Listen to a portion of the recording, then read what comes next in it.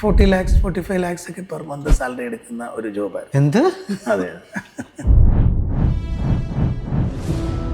ഏറ്റവും അപകടകരമായിട്ട് നിൽക്കുന്ന എലമെന്റ് എന്ന് പറയുന്നത് ആസോ എന്ന് പറയുന്ന കോമ്പൗണ്ടാണ്. അത് ക്യാൻസർ കോസ് ചെയ്യുന്ന ഒരു എലമെന്റാണ്.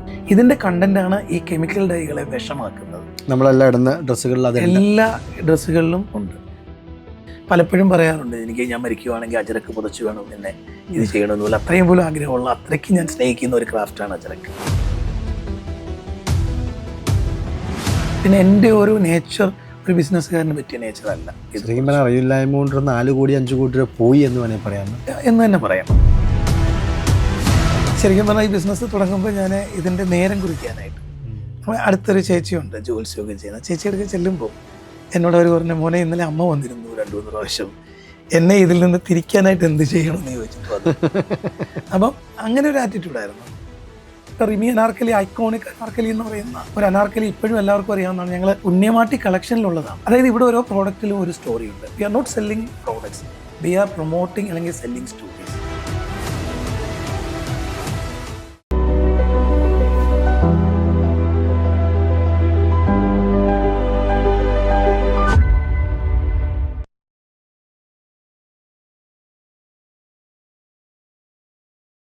നമസ്കാരം, രംഗു കെ ഹരിദാസ്. സ്പാർക്കിൻ്റെ സ്പാർക്കുള്ള മറ്റൊരു എപ്പിസോഡിലേക്ക് ഏവർക്കും സ്വാഗതം. വലിയൊരു സംസ്കാരത്തിൻ്റെ പിൻബലമുണ്ട് ഇന്ത്യൻ നെയ്ത്ത് ലോകത്തിന്. ഒരിക്കൽ ബ്രിട്ടീഷുകാർ അവരെ അതിക്രൂരമായി പീഡിപ്പിച്ചപ്പോൾ തള്ളവിരൽ ഗംഗയിൽ ഒഴുക്കിയവരാണവർ. ഒരു അധിനിവേശത്തിനും ഒരു ശക്തിക്കും തങ്ങളെ പിടിച്ചു കെട്ടാനാവില്ലെന്ന് തെളിയിച്ചവർ. തള്ളവിരൽ ഗംഗയിൽ ഒഴുക്കിയെങ്കിലും ഇന്ത്യൻ നെയ്ത്ത് സംസ്കാരം അവസാനിച്ചിട്ടില്ലായിരുന്നു. അത് കേരളത്തിലുമുണ്ട് അതിൻ്റെ പിന്മുറക്കാർ. ബാലരാമപുരമാകട്ടെ, ചേന്നമംഗലം കൈത്തറിയാകട്ടെ, കുത്താമ്പള്ളിയാകട്ടെ, വലിയൊരു സംസ്കാരമുണ്ട്, വലിയൊരു പൈതൃകമുണ്ട്. ആ പൈതൃകത്തിൽ നിന്ന് ഹാൻഡ് പിക്ഡ് ആയിട്ടുള്ള ഉൽപ്പന്നങ്ങൾ മലയാളികളെ പരിചയപ്പെടുത്തുക എന്ന വലിയൊരു ലക്ഷ്യവുമായി ഒരു മാവേലിക്കരക്കാരൻ രാജേന്ദ്ര പ്രസാദ്, മറ്റാർക്കും അവകാശപ്പെടാനില്ലാത്ത വ്യക്തിമുദ്ര ഈ രംഗത്ത് പതിപ്പിച്ച ഒരാൾ. അയാൾ സംസാരിക്കുകയാണ് തൻ്റെ ജീവിത വഴികളെക്കുറിച്ച്. അദ്ദേഹം നെയ്ത്ത് സംസ്കാരത്തിന് വേണ്ടി പണിതുയർത്ത ബൈഹാൻഡിനെ കുറിച്ച്. കേൾക്കാം ആ സ്പാർക്കുള്ള കഥ. നമസ്കാരം ശ്രീ രാജേന്ദ്ര പ്രസാദ്, സ്പാർക്കിൻ്റെ വേദിയിലേക്ക് നമസ്കാരം. എനിക്ക് ഭയങ്കര ഒരു അത്ഭുതമുള്ള മനുഷ്യനാണ് നിങ്ങൾ. കാരണം ബൈഹാൻഡ് എന്ന് പറയുന്ന ഈ ഒരു സ്ഥാപനം 9 വർഷങ്ങൾക്ക് മുമ്പ് പിറവിയെടുത്തതാണ്. അന്ന് തൊട്ടേ വലിയൊരു ആശയമുണ്ട് എന്ന് എനിക്കും അന്നയ്ക്കൊക്കെ വ്യക്തമായിട്ട് അറിയാം. ആ ഒരു കഥയിലേക്ക് പോകുന്നതിന് മുമ്പ് താങ്കൾ എന്ന വ്യക്തിയിൽ നിന്ന് തന്നെ തുടങ്ങാം. എവിടെയായിരുന്നു നാട്? ഞാൻ നാട് പറഞ്ഞു മാവേലിക്കരയാണെന്ന്. എങ്ങനെയായിരുന്നു ജീവിതമൊക്കെ ആരംഭിക്കുന്നത്? മാവേലിക്കര താലൂക്കിൽ ചെന്നിത്തല വില്ലേജിൽ കാരായ്മ എന്ന് പറയുന്നൊരു സ്ഥലത്തു നിന്നാണ്. കാരായ്മ. അപ്പം വിദ്യാഭ്യാസമൊക്കെ അവിടെ ചെന്നിത്തലയിൽ തന്നെയായിരുന്നു. പിന്നെ കോളേജ് പഠനം മാവേലിക്കര വിഷമൂർ കോളേജ്, പിന്നെ പന്തളം NSS പോളിടെക്നിക്ക്. അത് കഴിഞ്ഞിട്ട് രാജസ്ഥാനിലെ BITS Pilani Birla institute of science and ടെക്നോളജിന്നാണ് എൻജിനീയറിംഗിൽ ബിരുദം എടുത്തിട്ടുള്ളത്. പിന്നെ ഒരു പഠിപ്പിച്ചായിരുന്നു എന്ന് പറയാം. അപ്പം ഒരു 23 വർഷത്തോളം ഞാൻ ഇന്ത്യയിലും ഒരു 10-20 രാജ്യങ്ങളിലുമായിട്ട് ഓയിൽ ആൻഡ് ഗ്യാസ് ഫീൽഡിൽ കൺസ്ട്രക്ഷൻ മാനേജ്മെൻറ്റ്, പ്രോജക്റ്റ് മാനേജ്മെൻ്റ് ഒരു സെഗ്മെൻറ്റിലായിരുന്നു. അല്ല, ഈ രാജസ്ഥാനിൽ നിന്ന് നേരെ എങ്ങോട്ടായിരുന്നു ആദ്യത്തെ ജോലി? പുറത്ത് തന്നെയായിരുന്നു. ഞാൻ ആക്ച്വലി ഇവിടുന്ന് ജോലിക്കായിട്ട് മഹാരാഷ്ട്രയിലേക്ക് പോകുന്നു. എന്നിട്ടാണ് ഞാൻ രാജസ്ഥാനിൽ ഗ്രാജുവേഷൻ എടുക്കുന്നത്. അപ്പോൾ ആദ്യകാലത്ത് തന്നെ നല്ല ജോലി കിട്ടിയോ? ആദ്യം ഞാൻ വർക്ക് ചെയ്ത റിലയൻസ് പെട്രോളിയം ആണ്, ഗുജറാത്തിലെ ജാംനഗറിൽ. ലോകത്തിലെ ഏറ്റവും വലിയ റിഫൈനറി ആയിട്ടുള്ള അവിടെ നിന്നാണ് എൻ്റെ കരിയർ സ്റ്റാർട്ട് ചെയ്യുന്നത്. പിന്നെ ഇന്ത്യയിലൊരു 8 വർഷം ഉണ്ടായിരുന്നു. പിന്നെ middle east, Saudi Aramco, Qatar petroleum, അങ്ങനെ തുടങ്ങി ബ്രിട്ടീഷ് പെട്രോളിയം. ചെറിയ കമ്പനികളിലൊന്നും അല്ല വർക്ക് ചെയ്തിട്ടില്ല. ലാസ്റ്റിൽ ആഫ്രിക്കയിൽ, നൈജീരിയയിലായിരുന്നു ലാസ്റ്റ് ഒരു 13 വർഷം. അത് അവിടുത്തെ ഗവൺമെൻറ് സെഗ്മെൻറ്റിലും വർക്ക് ചെയ്തിട്ടുണ്ട്. പിന്നെ ലോകത്തിലെ തന്നെ ഏറ്റവും വലിയ ഓയിൽ ആൻഡ് ഗ്യാസ് കമ്പനിയായ എക്സോൺ മൊബൈലിൻ്റെ പ്രോജക്റ്റ് ആണ് ഒരു 10 വർഷത്തോളം ഞാൻ അവിടെ ചെയ്തത്. വലിയ എക്സ്പീരിയൻസുകളാണ്. അതെ. ശരിക്കും ഫാമിലിയിൽ ആരെങ്കിലും കച്ചവടക്കാരുണ്ടായിരുന്നു? ഇല്ലില്ല, ഞാൻ ഫസ്റ്റ് ജനറേഷനാണ്. എന്തായിരുന്നു അച്ഛനും അമ്മയൊക്കെ? എന്തായിരുന്നു? അച്ഛൻ കൃഷിയും മറ്റു കാര്യങ്ങളുമായിട്ടുള്ള ഒരു ഇതായിരുന്നു. സ്വതവേ റിച്ച് ആയിട്ടുള്ളൊരു ഫാമിലി ആയിരുന്നു? അല്ലല്ല, വളരെ സാധാരണപ്പെട്ട ഒരു ഫാമിലി എന്നുള്ളതാണ്. അവിടെ നിന്നാണ്. അപ്പോൾ പഠിക്കുക എന്നത് മാത്രമായിരുന്നു ജീവിത ലക്ഷ്യം? അതെ. ആ കാര്യം വൃത്തിയായിട്ട് ചെയ്തു? അതെ, വൃത്തിയായിട്ട് ചെയ്തു. ആദ്യ ശമ്പളം, ആദ്യ ജോലി ഏതായിരുന്നു? റിലയൻസിലായിരുന്നു? ആദ്യ ശമ്പളം റിലയൻസ് അല്ല. ഞാൻ ആകെ ഒരു 3 മാസത്തേക്ക് ഒരു മഹാരാഷ്ട്രയിലൊരു കമ്പനിയിൽ ഒരു ട്രെയിനി ആയിട്ട് കയറിയിരുന്നു. എന്തായിരുന്നു ജോലി? അതൊരു ജൂനിയർ ഇലക്ട്രിക്കൽ എഞ്ചിനീയർ എന്നുള്ളൊരു പൊസിഷനായിരുന്നു. ഒരു 500 റുപ്പീസാണ് ആദ്യത്തെ ശമ്പളമാണ്. 97 500 രൂപ. പക്ഷെ അന്നത് വലിയൊരു തുകയാണ്. അല്ല, അന്ന് ആക്ച്വലി ഞാൻ അവിടെ വിട്ട് പോകുന്നത് ഒരു മെയ് മാസം. അതായത് മഹാരാഷ്ട്രയിലെ മൺസൂൺ എന്ന് പറയുമ്പോൾ ജോലിക്കൊന്നും പുറത്തിറങ്ങാൻ പറ്റാത്തൊരു സമയമാണ്. അപ്പം ജോലി കിട്ടാൻ ബുദ്ധിമുട്ടുള്ളൊരു സമയം. പിന്നെ ഇംഗ്ലീഷും ഹിന്ദിയും ഒന്നും ഫ്ലുവൻ്റ് ആയിരുന്നില്ല ആ സമയത്ത്. അപ്പം ജോലി കിട്ടാൻ കുറച്ചിട്ടുള്ളപ്പോൾ ശമ്പളമൊന്നും ഇല്ലെങ്കിലും എക്സ്പീരിയൻസ് കിട്ടാമെന്ന് വെച്ച് കയറിയതാണ് അവിടെ. കയറിയതാണ് 3 മാസം നിന്നു. 3 മാസം. എന്തായിട്ടായിരുന്നു അവിടെ ചെയ്തത്? അവിടെ ആക്ച്വലി അത് ഗവൺമെൻറ് കോൺട്രാക്ട്സ് ആയിരുന്നു. അവിടെ ഈ സിഡ്കോ അങ്ങനെയുള്ള ഈ അർബൻ ഡെവലപ്മെൻറ്റും ഒക്കെ ആയിരുന്നു. നല്ല കഷ്ടപ്പാടായിരുന്നു. നന്നായിട്ട് കഷ്ടപ്പാടിട്ട് ഇപ്പോൾ മനസ്സിലായി പഠിക്കാൻ പോകാൻ. അതെ. അത് കഴിഞ്ഞാൽ അവിടെ പോയിട്ട് എഞ്ചിനീയറിംഗ് പഠിച്ചു. അതെ. എല്ലാം പാസ്സായി. അതിനുശേഷം നല്ലൊരു ജോലി കിട്ടുന്നത് പിന്നീടാണ്. അതെ. അത് കഴിഞ്ഞാൽ ഇന്ത്യയിലൊരു ലാസ്റ്റ് ഞാൻ വർക്ക് ചെയ്ത ബോംബെയിലുള്ള ഭാരത് ബിജ്ലി എന്ന് പറയുന്ന കമ്പനിയാണ്. അത് ട്രാൻസ്ഫോമർ മാനുഫാക്ചറിങ്, ലിഫ്റ്റ്, പമ്പ്, അങ്ങനെ അതിൻ്റെ പ്രോജക്റ്റ് ഡിവിഷനിലായിരുന്നു. പ്രോജക്റ്റ് എക്സിക്യൂട്ടീവായിട്ടാണ് ഇന്ത്യയിൽ ലാസ്റ്റ് വർക്ക് ചെയ്തത്. അങ്ങനെ ഏകദേശം 2004 ഞാൻ അബ്രോഡ് ആദ്യമായിട്ട് പോകുന്നത്. ആ 2004 സൗദി അറേബ്യയിൽ പോകുന്നു, പിന്നെ ഖത്തറിൽ പോയി, പിന്നെ അവിടുന്ന് റഷ്യ, കസാഖിസ്ഥാൻ, യൂറോപ്പ്, പിന്നെ ആഫ്രിക്കയിലാണ് പിന്നെ ഒരു 13 വർഷം കണ്ടിന്യൂസ് ആയിട്ട് വർക്ക് ചെയ്തത്. നൈജീരിയയിലാണ്. അവിടെയാണ് വർക്ക്. ബൈ ഹാൻഡ് തുടങ്ങുമ്പോൾ ആക്ച്വലി ഞാൻ നൈജീരിയ തന്നെയായിരുന്നു. ഈ ബൈ ഹാൻഡ് തുടങ്ങുന്നു എന്ന് പറഞ്ഞാൽ നല്ല ജോലി, വലിയ വലിയ കമ്പനികളുടെ ജീവിതം. പിന്നെ എന്തിനാണ് ഇവിടെ വന്നിട്ട് ഈ എറണാകുളം എന്ന് പറയുന്ന ഒരു ഇട്ടാവട്ടം നഗരത്തിൽ ഒരു ബൈ ഹാൻഡ് എന്ന് പറയുന്ന സ്ഥാപനം തുടങ്ങുന്നത്? ഇത് ആക്ച്വലി വളരെ ചെറുപ്പത്തിൽ തന്നെയുള്ള ഒരു പാഷൻ ഉണ്ടായിരുന്നു. അതായത് ഓർഗാനിക് ആയിട്ടുള്ള, അതായത് ജൈവമായിട്ടുള്ള കൃഷി, അതുപോലെ തന്നെ ഈ കരകൗശല ക്രാഫ്റ്റുകൾ, ആർട്ട്, ഇതൊന്നും ചെയ്യാനുള്ള കഴിവ് എനിക്കില്ല. പക്ഷെ ഇതൊക്കെ ആസ്വദിക്കാനുള്ളൊരു കഴിവുണ്ടായിരുന്നു. ഇപ്പോൾ ഹാൻഡ്ലൂം അങ്ങനെയുള്ള കാര്യങ്ങൾ, പിന്നെ ഹാൻഡ് ബ്ലോക്ക് പ്രിൻറ്റിങ്. ഇപ്പം ഞാൻ ഇന്ത്യയിൽ വർക്ക് ചെയ്യുമ്പോൾ ചെയ്തിട്ടുള്ള സ്ഥലങ്ങൾ, ഞാൻ ഗുജറാത്തിലുണ്ടായിരുന്നു. ഗുജറാത്ത് അറിയാം, സൗരാഷ്ട്ര എന്ന് പറയുമ്പോൾ ബാന്ദനി അങ്ങനെയുള്ള പല കാര്യങ്ങളും, പിന്നെ അജ്രക്കൊക്കെ വരുന്നത് ഗുജറാത്തിൽ നിന്നാണ്. അപ്പം അങ്ങനെ പോകുമ്പോൾ എനിക്ക് കിട്ടുന്ന ഒഴിവ് സമയങ്ങളെല്ലാം ഈ ക്ലസ്റ്ററിൽ ഞാൻ പോകുമായിരുന്നു. പിന്നീട് അതുപോലെ തന്നെ അത് കഴിഞ്ഞാൽ കൽക്കട്ടയിലേക്ക് ജോബിന് പോയി. ഹൽദിയ പെട്രോ കെമിക്കൽ എന്ന് പറഞ്ഞു. അവിടെയും അറിയാം ശാന്തിനികേതനൊക്കെ ഉണ്ട്. ഹാൻഡ്ലൂമിൻ്റെ കലയുടെ ഒരു വലിയൊരു കേന്ദ്രമാണല്ലോ ബംഗാൾ എന്ന് പറഞ്ഞു. അപ്പോൾ അവിടെ പോയി അതെല്ലാം കണ്ടു. പിന്നെ രാജസ്ഥാൻ, ഇങ്ങനെ യാത്ര ചെയ്യുന്ന ജോലിയായിരുന്നപ്പോൾ ഇത് കൂടുതൽ കാണാൻ പറ്റി. അന്ന് തൊട്ട് ഞാൻ അതുപോലെ ഫാബ് ഇന്ത്യയുടെ ഒരു 10-27 വർഷമായിട്ടുള്ളൊരു കസ്റ്റമർ കൂടാണ് ഞാൻ. അപ്പോൾ ഈ ക്രാഫ്റ്റുകളൊക്കെ കണ്ട് ഉണ്ടായ ഒരു ഇതാണ്, ഇതെന്തെങ്കിലും ചെയ്യണം, ഒരു ഡെസ്റ്റിനി ഇതിലാണെന്ന് തോന്നി. അങ്ങനെ ആ ആഗ്രഹം മനസ്സിൽ വെച്ചു. അല്ല, ഞാൻ ചോദിക്കട്ടെ, എല്ലാം ഓർഗാനിക്കാണ് ജീവിതത്തിൻ്റെ ഭാഗം എന്ന് തോന്നിയിട്ടുണ്ടോ? അപ്പം അല്ല, നമ്മൾ ബാക്ക് ടു ദ റൂട്ട്സ് എന്നുള്ളൊരു കോൺസെപ്റ്റാണ് നമുക്ക്. നമ്മൾ ആ പ്രകൃതിയോട് ഇണങ്ങി ചേർന്ന് ജീവിക്കുക. അതായത് നമുക്കിവിടെ എ എന്നോ ബി എന്നൊക്കെ പറഞ്ഞ് കുറച്ചേറെ പ്ലാനറ്റ്സ് ഇല്ല, ഭൂമി ഒന്നേ ഉള്ളൂ. അപ്പോൾ നമ്മൾ ഇതിനെ ചൂഷണം ചെയ്ത് നശിപ്പിച്ച് കഴിഞ്ഞാൽ പോകാനായിട്ട് വേറൊരു സ്ഥലമില്ല. ഇനിയും വരുന്ന തലമുറ ഇങ്ങനെ ഓക്സിജൻ്റെ സിലിണ്ടറും വെച്ച് കറങ്ങേണ്ട ഒരു സാഹചര്യമാണുള്ളത്. അപ്പോൾ നമ്മൾ ആ back to the roots, carbon footprints കുറയ്ക്കാൻ പറ്റുന്നതൊക്കെ ചെയ്യുക. നമുക്കുള്ളൊരു സോഷ്യൽ റെസ്പോൺസിബിലിറ്റി ഉണ്ട്. നമുക്ക് നമ്മുടെ സമൂഹത്തിനോടും നമ്മൾ പിറന്ന മണ്ണിനോടും നമുക്കൊരു കടമയുണ്ട്. ഈ CSR എന്നൊക്കെ പറയുന്ന പോലെ തന്നെ കോർപ്പറേറ്റ് സോഷ്യൽ റെസ്പോൺസിബിലിറ്റി പോലെ തന്നെ ഓരോ പേഴ്സണും ഇതുണ്ട്. അതെന്തും ആകാം. ഇപ്പം വഴിയിൽ മുറിവേറ്റ് കിടക്കുന്ന ഒരാളെ രക്ഷിക്കുന്നതായിരിക്കാം, അല്ലെങ്കിൽ ഒരു റോഡിലുള്ള കുഴി അടയ്ക്കുന്നതാകാം. ഇങ്ങനെ എൻ്റെ ഒരു റെസ്പോൺസിബിലിറ്റി എനിക്ക് തോന്നി എനിക്ക് ചെയ്യണം. അപ്പം ഇവിടെ ഉണ്ടായിരുന്ന സപ്പോർട്ട് വേണ്ട അൺഓർഗനൈസ്ഡ് ഒരു സെഗ്മെൻറ്റാണ് ഈ ആർട്ടിസാൻസും വീവേഴ്സും എന്ന് പറയുന്നത്. നമുക്കറിയാം 2018 വെള്ളപ്പൊക്കത്തിൽ ചേന്ദമംഗലത്തൊക്കെ സംഭവിച്ചതൊക്കെ നമുക്കറിയാം. അപ്പം പല മൂവ്മെൻറ്റ്സും വരുന്നത് കൂടെ അവരെ റിവൈവ് ചെയ്ത് കൊണ്ടുവരേണ്ടത്. കാരണം നമ്മുടെ ഈ കൾച്ചർ, ഇപ്പം ബ്രിട്ടീഷ് കാലഘട്ടത്തിലെ കാര്യം രംഗു പറഞ്ഞതുപോലെ, ഇതിന് വലിയൊരു പൈതൃകമുള്ളതാണ്. ഇതെല്ലാം ചേർന്നാണ് നമ്മുടെ കൾച്ചർ എന്ന് പറയുന്നത്, നമ്മുടെ ഹെറിറ്റേജും ട്രഡീഷനും ഒക്കെ. അപ്പോൾ ആരെങ്കിലും അത് റിവൈവ് ചെയ്ത് കൊണ്ടുവരണം. അപ്പോൾ അതിന് എന്നെ കൊണ്ടാകുന്നത് ചെയ്യുക. ഈ അൺഓർഗനൈസ്ഡ് ആയിട്ടുള്ള സെഗ്മെൻറ്റിനെ റിവൈവ് ചെയ്യാൻ എന്നെ കൊണ്ടാകുന്നത് ചെയ്യുക. കസ്റ്റമറിലേക്ക് നല്ല പ്രോഡക്റ്റ്സ് എത്തിക്കുക. ഒരു സസ്റ്റൈനബിൾ ലൈഫ് സ്റ്റൈൽ, അതുപോലെ തന്നെ നമ്മളൊരു ബ്രീത്തിങ് ആയിട്ടുള്ള ഗാർമെൻറ്റ്സ് കൊടുക്കുക. അതുപോലെ തന്നെ ട്രഡീഷണൽ വെയറിനെ അങ്ങനെ തന്നെ കൊണ്ടുപോകാതെ ഒരു കോണ്ടംപററി സ്റ്റൈലിലേക്ക് ഒരു മോഡേണൈസ് ചെയ്ത് ഡിസൈൻസൊക്കെ കൊണ്ടുവരണമെന്നുള്ള ഇതുകൂടെ ഒരു ലക്ഷ്യം കൂടി ഇതിനകത്തുണ്ട്. ഈ ആഗ്രഹം കുറേ കാലങ്ങളായിട്ടുണ്ടായിരുന്നു. അതെങ്ങനെയാണ് ബൈ ഹാൻഡ് എന്ന് പറയുന്ന ഒരു പേരിലേക്ക് എത്തുന്നത്? ഇത് ഞാൻ ഈ പറഞ്ഞ പോലെ ഒരു 10-17 വർഷത്തോളം ഞാൻ ഇതിൻ്റെ പിന്നാലെ ഇങ്ങനെ റിസർച്ച് ചെയ്യുന്നുണ്ട്. താങ്കളെ വിളിച്ചുകൊണ്ടിരുന്ന ഓർഗാനിക് രാജേന്ദ്രനാണ്. അതെ. ഞാൻ ഈ നൈജീരിയ വർക്ക് ചെയ്യുമ്പോൾ അവിടെയുള്ള ഈ കൊളീഗ്സിന് നമ്മൾ ഓരോ ഞാൻ എല്ലാ ആറാഴ്ച കൂടുമ്പോഴും നാട്ടിൽ വരുമായിരുന്നു. എൻ്റെ റൊട്ടേഷണൽ ജോബായിരുന്നു. 3 വീക്സ് ഇവിടെയും കിട്ടും.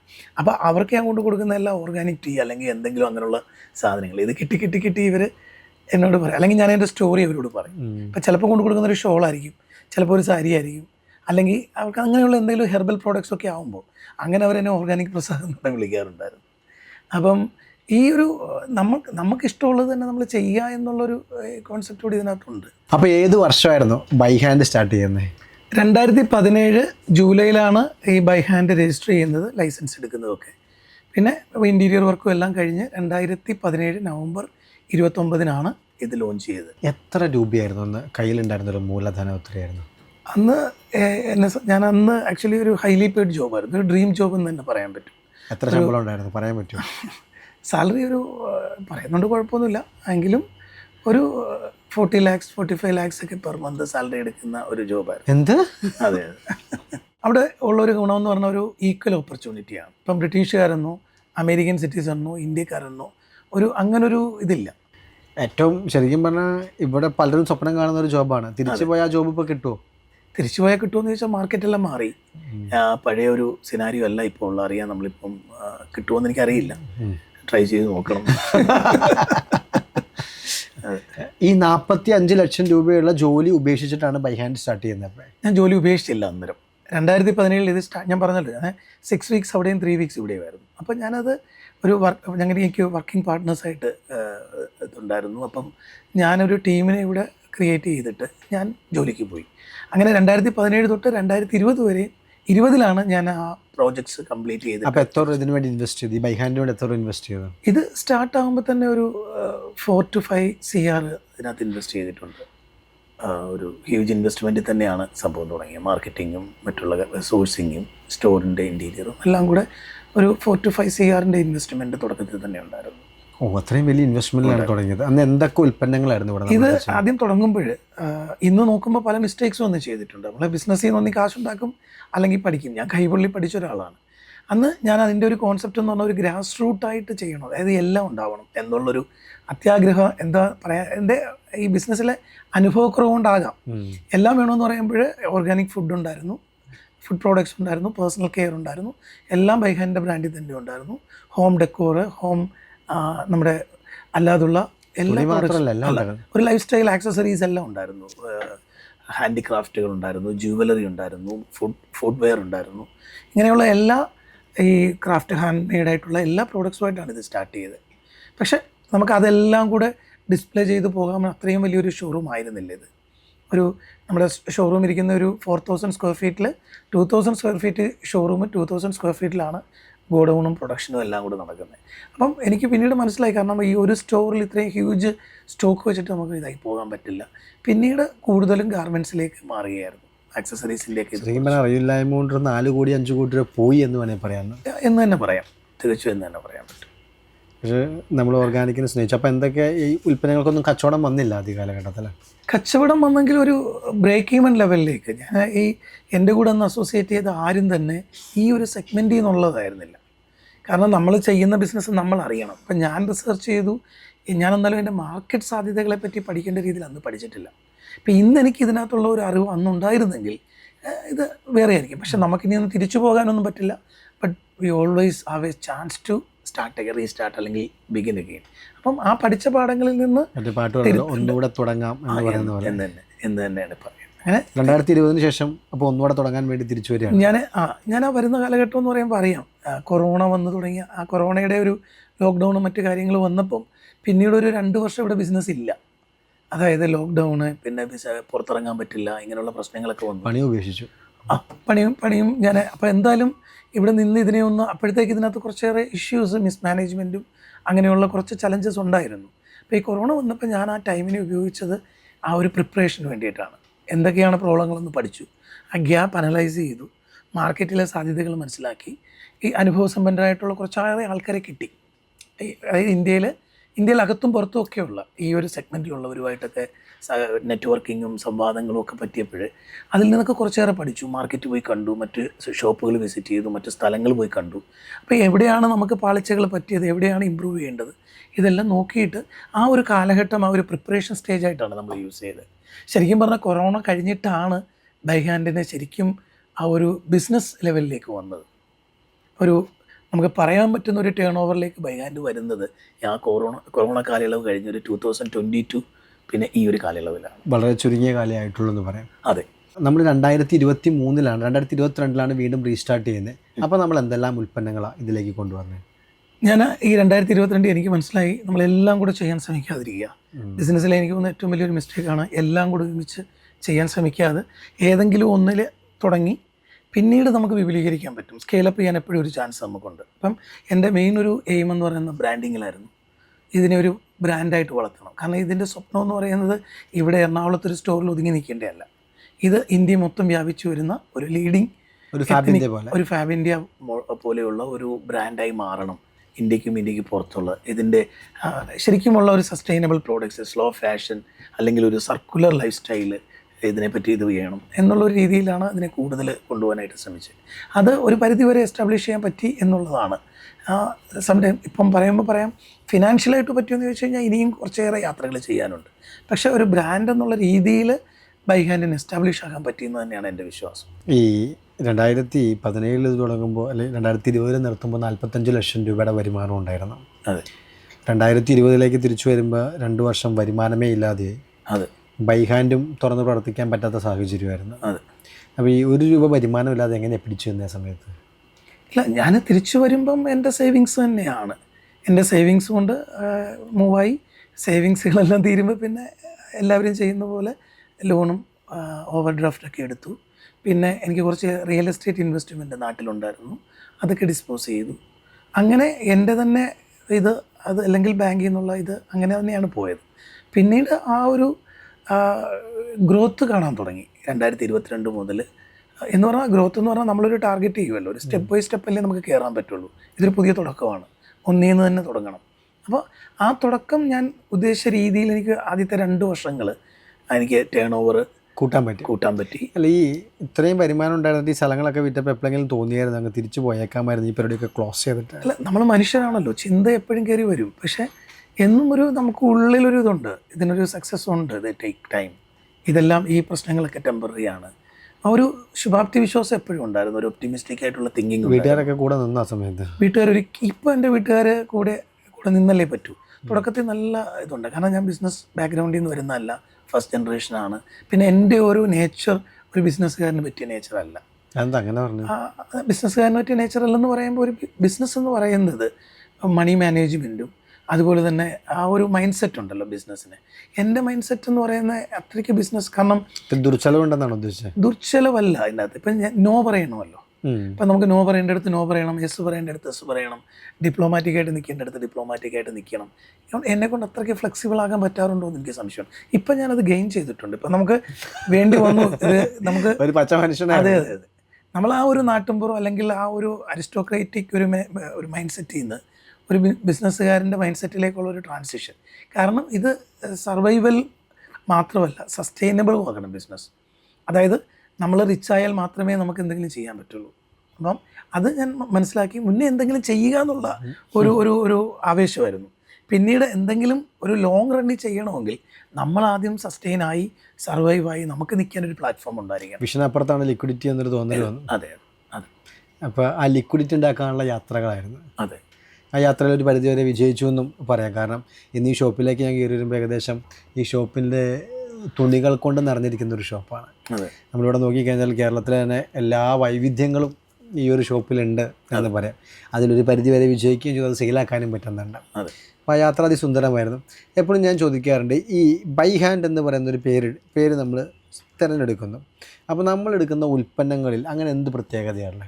ആക്ച്വലി ഈ ബൈ ഹാൻഡ് എന്നുള്ള പേര് നമ്മൾ ആദ്യം കേൾക്കുമ്പോൾ ഹാൻഡ് മെയ്ഡ് എന്നുള്ളൊരു കോൺസെപ്റ്റാണ് വരുന്നത്. പക്ഷെ അതിനപ്പുറത്തേക്ക് എലാബറേറ്റ് ചെയ്യുമ്പോൾ ഇതിനൊരു സെർവിങ് ഹാൻഡ് എന്നുള്ളൊരു മീനിങ് ഉണ്ട്. അതായത് ഒരു കൈത്താങ്ങാണല്ലോ. ഇപ്പം ഞാൻ ആദ്യം പറഞ്ഞതുപോലെ ഈ ഒരു സെഗ്മെൻറ്റ് ഹാൻഡ് മെയ്ഡ് അല്ലെങ്കിൽ വീവേഴ്സ്, ആർട്ടിസാൻസ്, ഈ ഒരു സെഗ്മെൻറ്റ് അൺഓർഗനൈസ്ഡ് ആണ്, ചൂഷണം ചെയ്യപ്പെടുന്ന ഒരു സെഗ്മെൻറ്റ്. എന്താ ചൂഷണം? ചൂഷണം എന്ന് പറഞ്ഞാൽ മിഡിൽമെൻ ആണ് ഇതിൻ്റെ അകത്ത് ആക്ച്വലി ഇതിൻ്റെ ഒരു പ്രോഫിറ്റ് എൻജോയ് ചെയ്യുന്നത്. കാരണം ഇവരിൽ നിന്ന് ചെറിയ വിലയ്ക്ക് അത് മേടിക്കുകയും അവരവരുടെ മാർജിനിട്ട് വലിയ വിലയ്ക്ക് വിൽക്കുകയും ചെയ്യുന്ന ഒരു പ്രവണത. അപ്പം നമ്മളിതിനകത്ത് എന്നും അഡോപ്റ്റ് ചെയ്ത ഒരു രീതി എന്ന് പറയുന്നത് ഒരു ഫെയർ ട്രേഡ് മോഡലാണ്. നമ്മൾ ഫെയർ ട്രേഡിൻ്റെ മെമ്പർഷിപ്പ് ഒന്നും എടുത്തിട്ടില്ല. നമ്മുടെ വൺ ഓഫ് ദ ഗോളാണ് ഫെയർ ട്രേഡിൻ്റെ മെമ്പർഷിപ്പ് എടുക്കണമെന്നുള്ളത്. പക്ഷേ ആ 10 പ്രിൻസിപ്പിൾസും ഫെയർ ട്രേഡിൻ്റെ 10 പ്രിൻസിപ്പിളും ഫോളോ ചെയ്താണ് ബൈ ഹാൻഡ് ഇതുവരെ നടന്നു പോയിട്ട്. എന്താണ് ആ 10 പ്രിൻസിപ്പിൾ? ആ 10 പോയിൻ്റ് അകത്താണെങ്കിൽ ഒന്ന്, ഡിസ്ക്രിമിനേഷൻ ഉണ്ടാകാൻ പാടില്ല. ഒരു രീതിയിലുള്ള റേസ്, സെക്സ് അല്ലെങ്കിൽ ഒരു രീതിയിലുള്ള ഒരു ഡിസ്ക്രിമിനേഷൻ ഉണ്ടാകാൻ പാടില്ല. പിന്നെ ചൈൽഡ് ലേബർ പാടില്ല. പ്രോഡക്ട്സുകൾ ഇക്കോ ഫ്രണ്ട്ലി ആയിരിക്കണം. പിന്നെ ഡിസഡ്വാൻറ്റേജ് ആയിട്ടുള്ള ആർട്ടിസാൻസ് അല്ലെങ്കിൽ പ്രൊഡ്യൂസേഴ്സിനെ സപ്പോർട്ട് ചെയ്യണം. വുമൺ എംപവർമെൻറ്റ് ഉണ്ടായിരിക്കണം. ഇങ്ങനെ കൂടി പിന്നെ എല്ലാം ട്രാൻസ്പെറൻ്റ് ആയിരിക്കണം. മിനിമം വേജ് ഉണ്ടായിരിക്കണം. Wage system, work place safety, ഇതെല്ലാം ചേരുന്ന ഒരു 10 പ്രിൻസിപ്പിൾസാണ്. ഇതെല്ലാം പ്രൊവൈഡ് ചെയ്യാൻ പറ്റിയിട്ടുണ്ടെന്ന് തന്നെയാണ്. ഒരു കച്ചവടക്കാരനപ്പുറത്തേക്ക് മനുഷ്യനായിരിക്കണം. ഫെയർ ആയിട്ടുള്ളൊരു ട്രേഡ്. ഈ മനുഷ്യനെന്ന് പറയുമ്പോൾ ഈ സസ്റ്റൈനബിൾ ബിസിനസ് മോഡലിന് ഒരു പ്രത്യേകതയുണ്ട്. ഇത് 3 P ആണ്. ഞാൻ എപ്പോഴും പറയുന്ന ഒരു കാര്യമാണ്. ഈ 3 Pയിൽ ഒരു ട്രയാങ്കിളിൻ്റെ 3 കോർണർ പോലെയാണ് ഈ 3 P എന്ന് പറയുന്നത്. ഈ 3 P എന്ന് പറയുമ്പോൾ പീപ്പിൾ, പ്രോഫിറ്റ്, പ്ലാനറ്റ്, ഇത് 3മാണ്. അതായത് ഇതിനകത്ത് സമൂഹം അല്ലെങ്കിൽ നമ്മുടെ പ്രകൃതി പ്രപഞ്ചം എല്ലാം ഈ Pക്കകത്ത് വരുന്നു. പിന്നെ പ്ലാനറ്റ് വരുന്നുണ്ട്. പിന്നെ വരുന്നത് പ്രോഫിറ്റാണ്, റവന്യൂ. അതായത് റവന്യൂവും എൻവയോൺമെൻറ്റും സൊസൈറ്റിയും ഒരു ബാലൻസ് ചെയ്ത് പോകുന്ന ബിസിനസ് മോഡലുകളെയാണ് സസ്റ്റൈനബിൾ ബിസിനസ് മോഡൽ എന്ന് പറയുന്നത്. അല്ല, ഇവിടെ ഇപ്പോൾ നെയ്ത്ത് സംസ്കാരത്തിൽ നിന്നുള്ള ഉൽപ്പന്നങ്ങളാണ് നമ്മൾ പ്രധാനമായിട്ടും വിൽക്കുന്നത് എന്ന് പറഞ്ഞു. പക്ഷേ ഇന്ത്യൻ നെയ്ത്ത് സംസ്കാരം ഓരോ വർഷങ്ങൾ, ഇപ്പോൾ ഞാൻ ബാലരാമപുരം കൈത്തറി കണ്ടിട്ടുണ്ട്, കുത്താമ്പുലി കണ്ടിട്ടുണ്ട്, ചന്ദമംഗലം. പക്ഷേ ഇവിടെ ഒന്നും എന്തില്ല, ഇവരൊന്നും വിജയിക്കുന്നില്ല. അപ്പോൾ ബൈ ഹാൻഡ് വന്നിട്ട് വീണ്ടും പരാജയപ്പെടുകയല്ലേ ഉള്ളൂ. അങ്ങനെയല്ല. എനിക്ക് തോന്നുന്നൊരു കാര്യം എന്ന് പറഞ്ഞാൽ, ഇത് വിജയിക്കാത്ത കാര്യം വിജയമായിട്ട് നമുക്ക് തോന്നാത്തതിനൊരു കാരണം എന്ന് പറയുന്നത്, ഇപ്പം നമുക്കത് നേരത്തെ രംഗുവിനോട് തന്നെ ചോദിക്കാം, നമ്മളിൽ എത്ര പേര് ഹാൻഡ്ലൂം പ്രോഡക്ട്സ് യൂസ് ചെയ്യുന്നുണ്ട്? ഇപ്പം നമ്മളൊരു മുണ്ട് വാങ്ങണമെങ്കിൽ നമ്മൾ ഹാൻഡ്ലൂം മുണ്ട് വാങ്ങാനായിട്ട് പോകുമ്പോൾ അതിൻ്റേതായിട്ടുള്ള പ്രൈസ് ഉണ്ട്. കാരണം ഈ ഹാൻഡ് മെയ്ഡ് പ്രോഡക്ട്സിൻ്റെ ഏറ്റവും പ്രധാനപ്പെട്ട ഒരു കാര്യം ഇത് ഹാൻഡ് മെയ്ഡ് ആകുമ്പം ഇത് ചെയ്യാനെടുക്കുന്ന ടൈം കൂടുതലാണ്. അതായത് ഒരു മുണ്ട് നെയ്യാൻ ഇപ്പം ബാലരാമപുരത്തോ അല്ലെങ്കിൽ ചേന്നമംഗലത്തോ പോയി ഒരു വീവറോട് നമ്മൾ ചോദിച്ചാൽ രാവിലെ തൊട്ട് വൈകുന്നേരം വരെ നെയ്യുന്നത് 2 ഡബിൾ മുണ്ടാണ്. അവർക്ക് കിട്ടുന്ന വേജ് 400 രൂപയായിരിക്കും. ഇത്രയും സമയം, അതേസമയം ഒരു പവർ ലൂമിൽ ഈ സമയം കൊണ്ട് ചിലപ്പം 10,000 മുണ്ട് അവിടെ വീവ് ചെയ്ത് കഴിയും. ഇതാണ് ഡിഫറൻസ് എന്ന് പറയുന്നത്. പക്ഷേ ഇതിലൊരു കാര്യമുണ്ട്. ഒന്ന് ഒരു പീസ് ഓഫ് ആർട്ടാണ്, ഒരു മനുഷ്യൻ്റെ കൈ ഉണ്ട്, മറ്റേത് മെഷീനാണ്. അപ്പോൾ എന്ത് പറ്റുമെന്ന് പറഞ്ഞു കഴിഞ്ഞാൽ, ഇവിടെ ഈ ഹാൻഡ്ലൂം ഉണ്ടെന്ന് പറയുമ്പോൾ, അല്ലെങ്കിൽ ഹാൻഡ്ലൂം പ്രോഡക്ട്സ് അല്ലെങ്കിൽ ഹാൻഡ് ബ്ലോക്ക് പ്രിൻ്റ് ചെയ്ത പ്രോഡക്ട്സ് എന്ന് പറയുമ്പോൾ അതിനൊരു ക്യാരക്ടറുണ്ട്. അത് പെർഫെക്റ്റ് അല്ല. നമുക്കറിയാം, ഖാദിയിൽ നിന്നും നമ്മൾ ഹാൻഡ്ലൂമോ ഒക്കെ മേടിക്കുമ്പോൾ ഇഴകൾ അങ്ങോട്ടും ഇങ്ങോട്ടും വലിഞ്ഞ് നിൽക്കുന്നതായിട്ട് തോന്നും. അതെൻ്റെ ഒരു കംപ്ലയിൻ്റ് അല്ല, അതെൻ്റെ ക്യാരക്ടറിസ്റ്റിക്കാണ്. അപ്പോൾ ആ ഒരു ഇംപെർഫെക്ഷനാണ് അതിൻ്റെ മനോഹാരിത. അപ്പോൾ ഹാൻഡ് മെയ്ഡിന് ക്യാരക്ടറുണ്ട്, മെഷീൻ മെയ്ഡിന് ക്യാരക്ടറില്ല. കാരണം അത് പെർഫെക്റ്റ് ആണ്. അപ്പം അങ്ങനെ വന്നു കഴിയുമ്പം ഇതിൻ്റെ പ്രൈസ് കൂടും, ഇതിന് ടൈം കൂടുതലെടുക്കും, ഇതിൻ്റെ റോ മെറ്റീരിയൽ കുറച്ചുകൂടെ സസ്റ്റൈനബിൾ ആയിട്ടുള്ള ഒരു ഫെയർ ട്രേഡിലൂടെ സോഴ്സ് ചെയ്ത റോ മെറ്റീരിയൽ ആയിരിക്കും. ഇങ്ങനെ വരുമ്പോൾ എല്ലാവരും പ്രൈസ് നോക്കുന്നു. അല്ല, ഞാനൊരു കാര്യം ചോദിക്കട്ടെ. നമ്മളിതൊരു ക്യാരക്ടറാണ്, സൗന്ദര്യമാണെന്ന് പറഞ്ഞു. പക്ഷേ ഒരു ബിസിനസ് പോയിൻ്റ് ഓഫ് വ്യൂയിലേക്ക് വരുമ്പോൾ ഞാൻ തന്നെ പറയും, ഇപ്പോൾ ബാലരാമപുരത്തോ അല്ലെങ്കിൽ പല കടകളിലോ പോയിട്ട് കൈത്തറി ഉൽപ്പന്നങ്ങൾ എന്ന് പറയുന്നു, പക്ഷേ വിൽക്കപ്പെടുന്ന പവർലൂമാണ്. ഈ പവർലൂമും കൈത്തറിയും തമ്മിലുള്ള വ്യത്യാസം പോലും നമുക്ക് മനസ്സിലാകുന്നില്ല. അപ്പോൾ നമ്മൾ എന്തിനാണ് അമിതമായ ഒരു കസ്റ്റമർ പോയിന്റിൽ എന്തിനാണ് അമിതമായ വില കൊടുത്തിട്ട് നമ്മൾ കൈത്തറി വാങ്ങുന്നത്? ഞാൻ ആദ്യം പറഞ്ഞല്ലോ, ഈ കൈത്തറി എന്ന് പറയുന്നത് ഇപ്പം രംഗു തുടങ്ങിയത് തന്നെ പറഞ്ഞത് ഇതിൻ്റെ ഒരു ചരിത്രം പറഞ്ഞിട്ടാണ്. ബ്രിട്ടീഷുകാരുടെ കാലത്ത് തള്ളവിരൽ മുറിച്ച്. അപ്പോൾ ഇത് നമ്മളുടെ പൈതൃകമാണ്, സംരക്ഷിക്കപ്പെടേണ്ടതാണ്. ഇതില്ലെങ്കിൽ നമ്മളില്ല, നമ്മളീ പറയുന്ന സംസ്കാരമില്ല. നാളെ ഹാൻഡ്ലൂമും ഹാൻഡ് ബ്ലോക്ക് പ്രിൻറ്റും ഒക്കെ ഇനിയും വരുന്ന തലമുറ ബുക്കുകളിൽ പഠിക്കുകയും പിക്ചർ കാണിയിരിക്കേണ്ടി വരും. ഇതില്ലാതായി വരാം. അപ്പോൾ ഇതിൻ്റെ ഒരു ഗുണങ്ങളെന്ന് പറഞ്ഞാൽ ഗുണമേന്മകൾ വേറെയും ഉണ്ട്.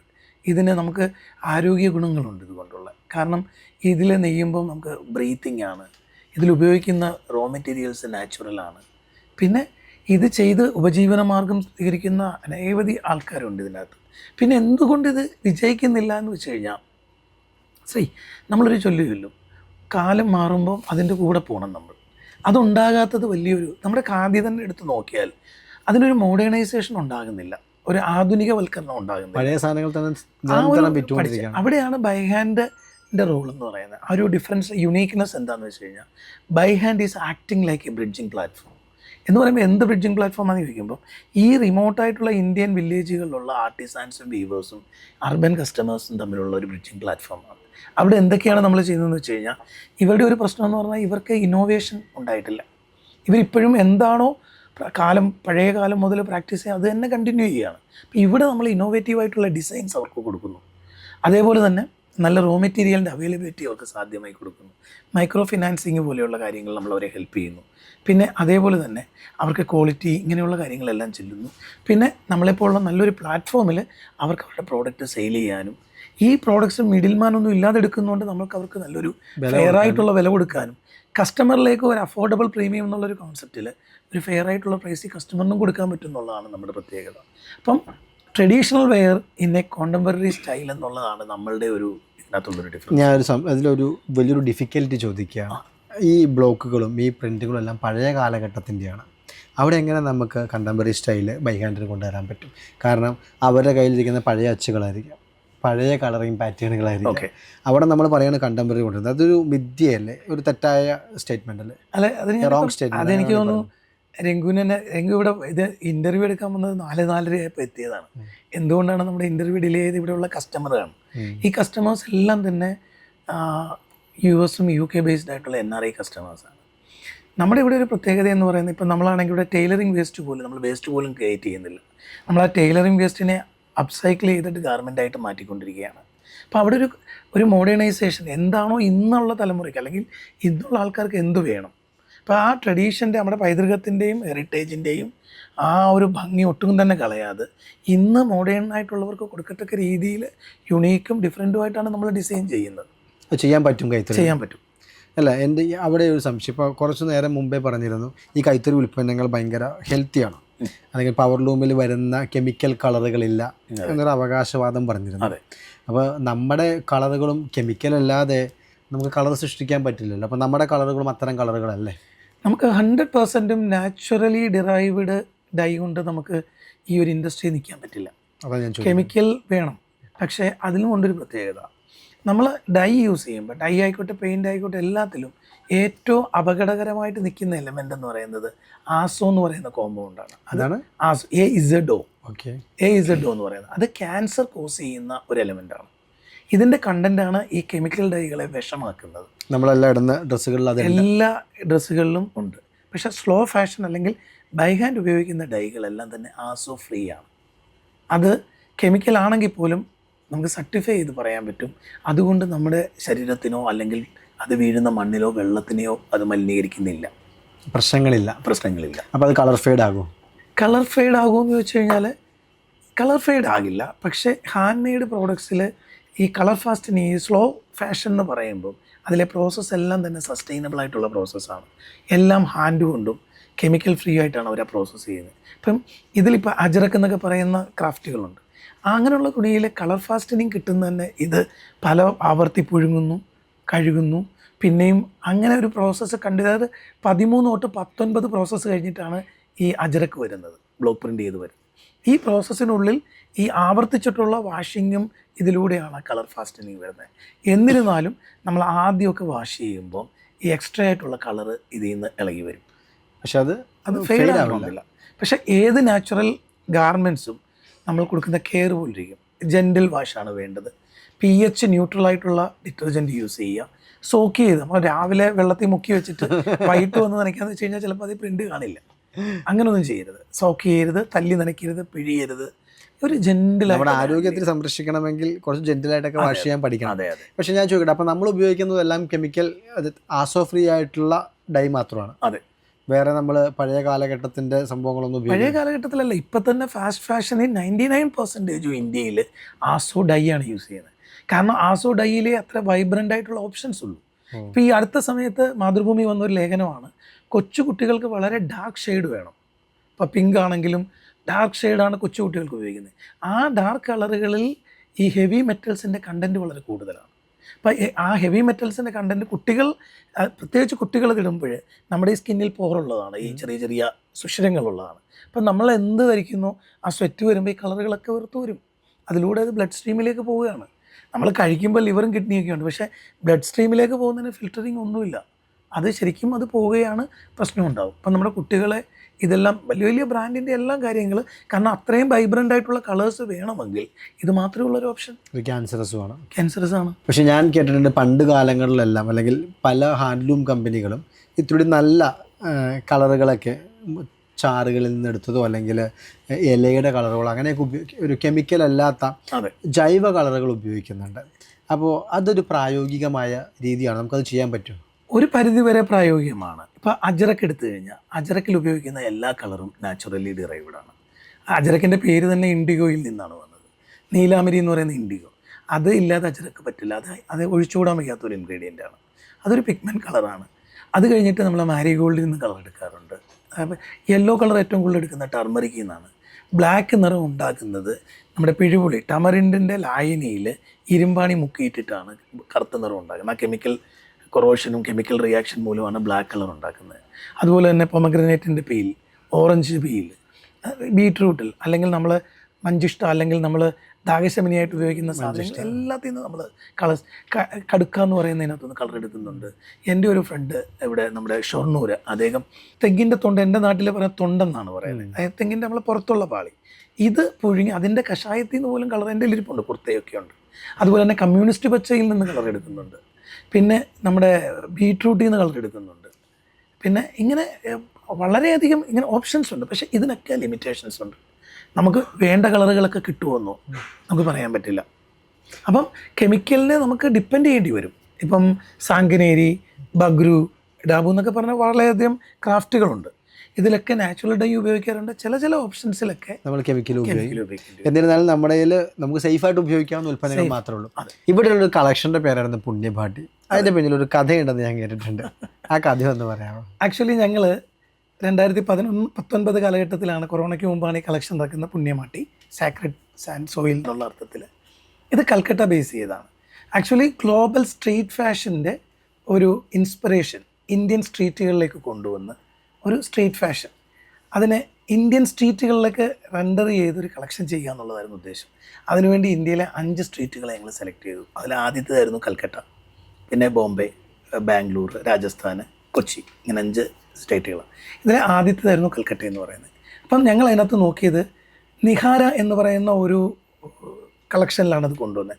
നിഹാര എന്ന് പറഞ്ഞ വാക്കിന് സംസ്കൃതത്തിലെ അർത്ഥം എന്ന് പറയുന്നത് വൈരുദ്ധ്യങ്ങളെന്നാണ്. ഈ വൈരുദ്ധ്യങ്ങളുടെ ചാപ്റ്റർ 1 കൽക്കട്ട. ആ ചാപ്റ്റർ 1 കളക്ഷൻ്റെ പേരാണ് പുണ്യമാട്ടി. ഈ പുണ്യമാട്ടി എന്ന് പറഞ്ഞാൽ കൽക്കട്ടയിൽ കുമരത്തുളി എന്ന് പറയുന്ന ഒരു നാരോ ലൈൻ, ഒരു സ്ട്രീറ്റ് ഉണ്ട്. അത് ഹൗറ ബ്രിഡ്ജിൻ്റെ അവിടുന്ന് ദക്ഷിണേശ്വര ടെമ്പിളിലിടക്കേക്ക് പോകുന്ന ഒരു ഇതാണ്. ബ്രിട്ടീഷുകാരുടെ കാലഘട്ടത്തിൽ കൊടുത്ത ഒരു ഏരിയ. ഇത് അവിടെ താമസിക്കുന്ന ഒരു കുമാർ എന്നാണ് അറിയപ്പെടുന്നത്. അതായത് ദുർഗാപൂജയ്ക്കുള്ള സ്റ്റാച്യൂസ്, പ്രതിമകൾ ഉണ്ടാക്കുന്ന ആൾക്കാരാണ്. അപ്പോൾ ഈ പ്രതിമ ഉണ്ടാക്കുന്ന ഇൻഗ്രീഡിയൻസിൻ്റെ പേരാണ് പുണ്യമാട്ടി.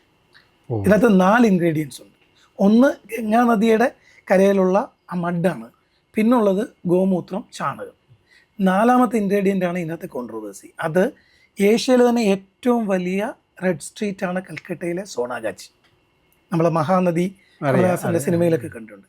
ഈ സോണാഗാച്ചിയിൽ ഈ അവർ താമസിക്കുന്ന, അവിടുത്തെ സ്ത്രീകൾ താമസിക്കുന്ന ഷെൽട്ടറിൻ്റെ മുറ്റത്ത്, അതിൻ്റെ ആ ഫ്രണ്ടിലെ മണ്ണാണ് ഇതിനകത്ത് 4ാമത്തെ ഇൻഗ്രീഡിയൻസ് എന്ന് പറയുന്നത്. അപ്പം ബംഗ്ലാ ലാംഗ്വേജിൽ ആ ഏരിയയെ ഫോർബിഡൻ ലാൻഡ് എന്നുള്ള അർത്ഥത്തിൽ നിഷിതോ പല്ലി എന്നാണ് വിളിക്കുന്നത്. അവിടെ പോകാൻ പാടില്ല, പാവങ്ങൾ നടക്കുന്നൊരു സമയം. പക്ഷേ ഈ ദുർഗാപൂജയിൽ ഒരു പുണ്യമായിട്ട് വരുന്ന ആ മണ്ണിലെ ഒരു ഭാഗം ഇവർ താമസിക്കുന്ന, അതായത് വാദ്യഘോഷങ്ങളോടുകൂടി മന്ത്രോച്ചാരണങ്ങളോടുകൂടി അമ്പലത്തിൽ നിന്ന് പണ്ഡിത്ത് വരികയാണ്. ഇവർ മന്ത്രങ്ങളൊക്കെ വേദങ്ങളൊക്കെ ഉച്ചരിച്ച് ഇവർ താമസിക്കുന്നിടത്തേക്ക് വന്ന് അവരുടെ മുട്ടുകാലിൽ നിന്ന് യാചിക്കുകയാണ് ഈ മണ്ണ് തരാൻ വേണ്ടി. അപ്പോൾ ഈ സ്ത്രീകൾ ആ മണ്ണ് വാരി ഈ ഇട്ട് കൊടുക്കും. ഭയങ്കര സുന്ദരമായ ഈ മണ്ണ് കൊണ്ടുപോയിട്ടാണ് ഈ മറ്റുള്ള ഇൻഗ്രീഡിയൻസ് ചേർത്തത്. ഇതുണ്ടെങ്കിലേ അതിനൊരു അർത്ഥമുള്ളൂ, ആ മീനിങ് ഫുൾനെസ് വരുള്ളൂ. അതാണ് അതിൻ്റെ ഒരു വൈരുദ്ധ്യം, ഒരു കോൺട്രാഡിക്ഷൻ എന്ന് പറയും. അതെന്താണ് അതിന് കാരണം എന്ന് നോക്കിയപ്പോൾ ദേവദാസ് മൂവിയിലൊക്കെ ഒരു സീക്വൻസിൽ ഇതുണ്ട്, ഐശ്വര്യ റായും മാധുരി ദീക്ഷിത്തും ഒക്കെ. അപ്പം ഇതിൻ്റെ റീസൺ നോക്കി പോയപ്പോഴേനും കുറച്ചേറെ നമുക്ക് ഓരോ കാര്യങ്ങൾക്ക് ഓരോ ജസ്റ്റിഫിക്കേഷൻ അല്ലെങ്കിൽ ഇൻ്റർപ്രിട്ടേഷൻ ഉണ്ടല്ലോ. വേദങ്ങളിൽ 9 തരത്തിലുള്ള സ്ത്രീകളെ പൂജിക്കണമെന്ന് പറഞ്ഞിട്ടുണ്ട്. അതിലെ ഒരു സ്ത്രീകൾ ഈ കാറ്റഗറിയിൽ വരുന്നവരാണ്. പലതരത്തിലുള്ള ഇതുണ്ട്, അതൊന്നുണ്ട്.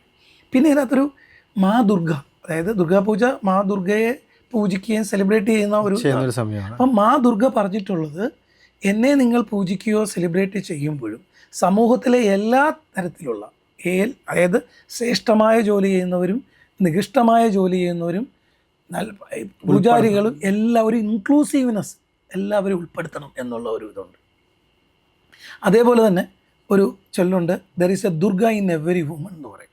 അതായത് പരുന്തൊരു കോഴിക്കുഞ്ഞിനെ റാഞ്ചാൻ വരുമ്പോൾ അമ്മ കോഴി ഓടി വന്ന് ചെറുകീഴി വന്ന്, അല്ലെങ്കിൽ നമ്മളിപ്പോൾ കാണാറുണ്ട് പ്രതികരിക്കുന്ന സ്ത്രീ, തെറ്റിനോട് പ്രതികരിക്കുന്ന there is a Durga in every woman. ഒരു വുമൺ എംപവർമെൻ്റ് എന്നത് സാധ്യമാക്കാം. ഇതല്ല, അല്ലെങ്കിൽ ഈ സ്ത്രീകളൊന്നും തന്നെ അവരുടെ മനസ്സ് ആഗ്രഹിച്ചിട്ടവിടെ വരുന്നതല്ല.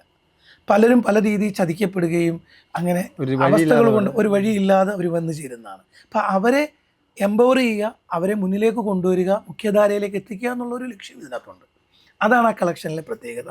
അപ്പം ഞങ്ങൾ അതിൽ ആ ഇൻസ്പിറേഷനിൽ കൂടെ അതിനകത്ത് ഈ കാര്യങ്ങളെല്ലാം കൊണ്ടുവന്നിട്ടാണ് പുണ്യമാട്ടി എന്ന് പറഞ്ഞ കളക്ഷൻ ഇറക്കിയത്. ഇന്ത്യൻ എക്സ്പ്രസ്സിലൊക്കെ അതിനെപ്പറ്റി ഫീച്ചേഴ്സ് വന്നു. അതെ, വളരെ, അതായത് ബൈ ഹാൻഡിൻ്റെ ആദ്യത്തെ ഏറ്റവും കൊമേഴ്ഷ്യലായിട്ടും എസ്തറ്റിക്കായിട്ടും നല്ല രീതിയിൽ വിജയിച്ച ഒരു കളക്ഷനാണ് പുണ്യമാട്ടി. ഇന്നും ആ കളക്ഷനിലുള്ള ഇപ്പോൾ റിമി അനാർക്കലി, ഐക്കോണിക് അനാർക്കലി എന്ന് പറയുന്ന ഒരു അനാർക്കലി ഇപ്പോഴും എല്ലാവർക്കും അറിയാവുന്നതാണ്. ഞങ്ങൾ അതിന് റിമി അനാർക്കലി, ആ അനാർക്കലി ആക്ച്വലി പുണ്യമാട്ടി കളക്ഷനിലുള്ളതാണ്. അത് പിന്നെ റിമി ടോമിക്ക് വേണ്ടി ഒരു മോഡിഫിക്കേഷനൊക്കെ വരുത്തിയതാണ് ആ ഐക്കോണിക് അനാർക്കലി എന്ന് പറയുന്നത്. അപ്പോൾ ഇന്നും അതിലെ കോസ്റ്റ്യൂംസും അതിലെ സ്റ്റോറിയൊക്കെ വളരെ റെലവൻ്റ് ആണ്.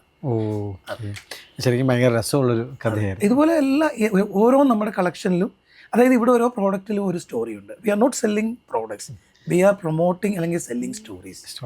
അതെ, ഞാൻ ആദ്യമേ എൻ്റെ ഇൻട്രോയിൽ പറഞ്ഞത് ഇന്ത്യൻ നെയ്ത്ത് സംസ്കാരത്തെ സംരക്ഷിക്കാൻ ഉറച്ച ഒരാൾ എന്ന്. എന്താണ് ഇന്ത്യൻ നെയ്ത്ത് സംസ്കാരം ഇപ്പോഴത്തെ ഒരു അവസ്ഥ, എന്താണ് അതിൻ്റെ ഒരു ഫ്യൂച്ചർ എന്താണ്? ഞാൻ അതിന് ആദ്യം ഒരു കാര്യം പറയാം. നല്ല ഗുഡ് ന്യൂസ് ഉണ്ട്, നമുക്ക് നല്ല സന്തോഷമുണ്ട്. അതേസമയം നമുക്ക് അത്രയ്ക്ക് വലുത് സന്തോഷം എടുക്കാനും പറ്റില്ല.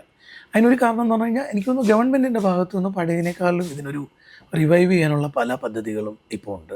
വീവേഴ്സിന് ക്ഷേമ പെൻഷൻ കൊടുക്കുന്ന പദ്ധതികൾ, പിന്നെ സ്കൂൾ യൂണിഫോം, കേരളത്തിൽ തന്നെയാണെങ്കിൽ സ്കൂൾ യൂണിഫോം കൈത്തറിക്കാരിൽ നിന്ന് വാങ്ങുന്നു. ഇങ്ങനെയുള്ള നല്ല നല്ല ഖാദിയെ കൂടുതൽ അഡോപ്റ്റ് ചെയ്യുന്നു. ഇങ്ങനെയുള്ള കാര്യങ്ങൾ വരുന്നുണ്ട്. അതുകൂടാതെ ഞാൻ 2017 വരുമ്പോൾ നമ്മൾ നടത്തിയൊരു മാർക്കറ്റ് സ്റ്റഡി പ്രകാരം ഈ ഒരു സെഗ്മെൻറ്റ്, അതായത് ഫാഷൻ ഇൻഡസ്ട്രിയെ രണ്ടായിട്ട് ഡിവൈഡ് ചെയ്താൽ സ്ലോ ഫാഷൻ, ഫാസ്റ്റ് ഫാഷൻ, അങ്ങനെ ചെയ്തു കഴിഞ്ഞാൽ 90% ഈ ഫാസ്റ്റ് ഫാഷനാണ്. നമുക്കറിയാം ഈ കാണുന്ന ബ്രാൻഡുകളെല്ലാം തന്നെ ഫാസ്റ്റ് ഫാഷനാണ്. സ്ലോ ഫാഷൻ നിൽക്കുന്ന 10%-ന് താഴെയാണ്. പക്ഷേ ഈ വന്ന വർഷങ്ങളിൽ, ഈ ലാസ്റ്റ് ഒരു 8-9-10 വർഷമായിട്ട് നല്ലൊരു മുന്നേറ്റം ഇതിൽ കാണുന്നുണ്ട്.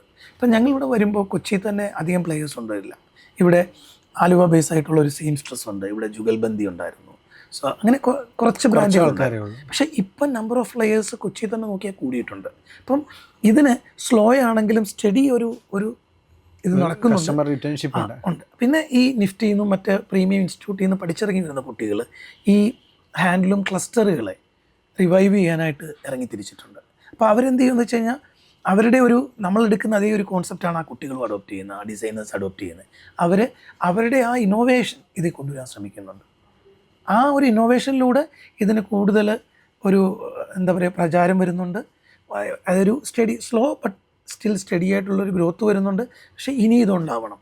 ഇതിനകത്ത് വേറൊരു കാര്യം എന്ന് പറഞ്ഞാൽ ഇതിൽ വർക്ക് ചെയ്യാൻ അല്ലെങ്കിൽ വീവേഴ്സും ആർട്ടിസാൻസിനെ കിട്ടാതെ വരുന്ന ഒരു പ്രശ്നം എല്ലാവരും പറയുന്നുണ്ട്. കാരണം ഇതിൽ നിന്ന് കിട്ടുന്ന ഇൻകം തന്നെയാണ് പ്രശ്നം. വളരെ ചെറിയൊരു വരുമാനം, ചെറിയാണ്. മറ്റുള്ള എല്ലാ സെഗ്മെൻറ്റിലും വരുമാനം കൂടിയിട്ടും ഇതിൽ വരുമാനം അങ്ങനെ അങ്ങോട്ട് കൂടുന്നില്ല. അപ്പം ഇതിനകത്ത് ചെയ്യാൻ പറ്റുന്ന കാര്യം നമ്മളുടെ സോഷ്യൽ, അതായത് എനിക്ക് തോന്നുന്ന കിൻഡർ ഗാർഡനിൽ തൊട്ട് ചെറിയ ക്ലാസ് തൊട്ട് ഈ സസ്റ്റൈനബിലിറ്റി എന്ന് പറയുന്നൊരു കോൺസെപ്റ്റ് കരിക്കുലത്തിൽ ആഡ് ചെയ്യുകയും കുട്ടികളെ അതിൻ്റെ ആവശ്യകത, പ്ലാസ്റ്റിക് ഇപ്പം തന്നെ പ്ലാസ്റ്റിക് നിരോധിച്ചു, നമ്മൾ ജീവിക്കുന്നില്ലേ. നമ്മൾ ബാക്ക് ടു എൻ്റെയൊക്കെ വളരെ ചെറുപ്പത്തിൽ ഈ കൊട്ട സഞ്ചിയും കൊണ്ടാണ് മാർക്കറ്റിൽ പോകുന്നത്, കടയിൽ പോകുന്നത്. ഇന്ന് ആ ഒരു സംസ്കാരം മാറുന്നു. അപ്പം ബാക്ക് ടു റൂട്ട് എന്നുള്ള ഒരു കോൺസെപ്റ്റിൽ കൂടെ പോയാൽ, അതായത് നമുക്ക് ഒരു ഓണം വരുന്നു, ഒരു കല്യാണം വരുന്നു, അല്ലെങ്കിൽ ഇത് ശരിയാണ്, നമ്മൾ ഈ ഹാൻഡ്ലൂമിൻ്റെ ഒരു മുണ്ട് മേടിക്കുന്ന പൈസ കൊണ്ട് 4 പവർലൂം മേടിക്കാം, അത് ശരിയാണ്. പക്ഷേ ഇത് നമ്മുടെ പൈതൃകമാണ്, ഇത് നമ്മളുടെ സംസ്കാരത്തിൻ്റെ ഭാഗമാണ്, ഇത് നമ്മളുടെ ഒരു ഉത്തരവാദിത്തമാണ് എന്ന് വിശ്വസിച്ച് ഒരു മാസത്തിൽ അല്ലെങ്കിൽ ഒരു പർച്ചേസെങ്കിലും കൈത്തറിയിൽ നിന്ന് വാങ്ങാൻ ശ്രമിക്കുക. അതിനെ കൂടുതൽ നമ്മൾ പ്രോത്സാഹിപ്പിക്കാൻ ശ്രമിക്കുക, അവരോട് ബാർഗെയിൻ ചെയ്യാതിരിക്കുക. ഇങ്ങനെയൊക്കെയുള്ള കാര്യങ്ങൾ ചെയ്താൽ തന്നെ വലിയ മാറ്റങ്ങളുണ്ട്. ചന്തയിൽ പേശും പോലെ പേശരുതെന്ന്. നമ്മുടെ ഈ നെയ്ത്തുകാരെ കുറിച്ച് പറയുകയാണെങ്കിൽ നമുക്കിവിടെ എത്ര വിഭാഗങ്ങളായിട്ട് കേരള നെയ്ത്തുകാരെ പറയാം. ഇന്ത്യൻ നെയ്ത്ത് സംസ്കാരത്തിൻ്റെ അവശേഷിപ്പുകൾ ഏതൊക്കെയാണ്?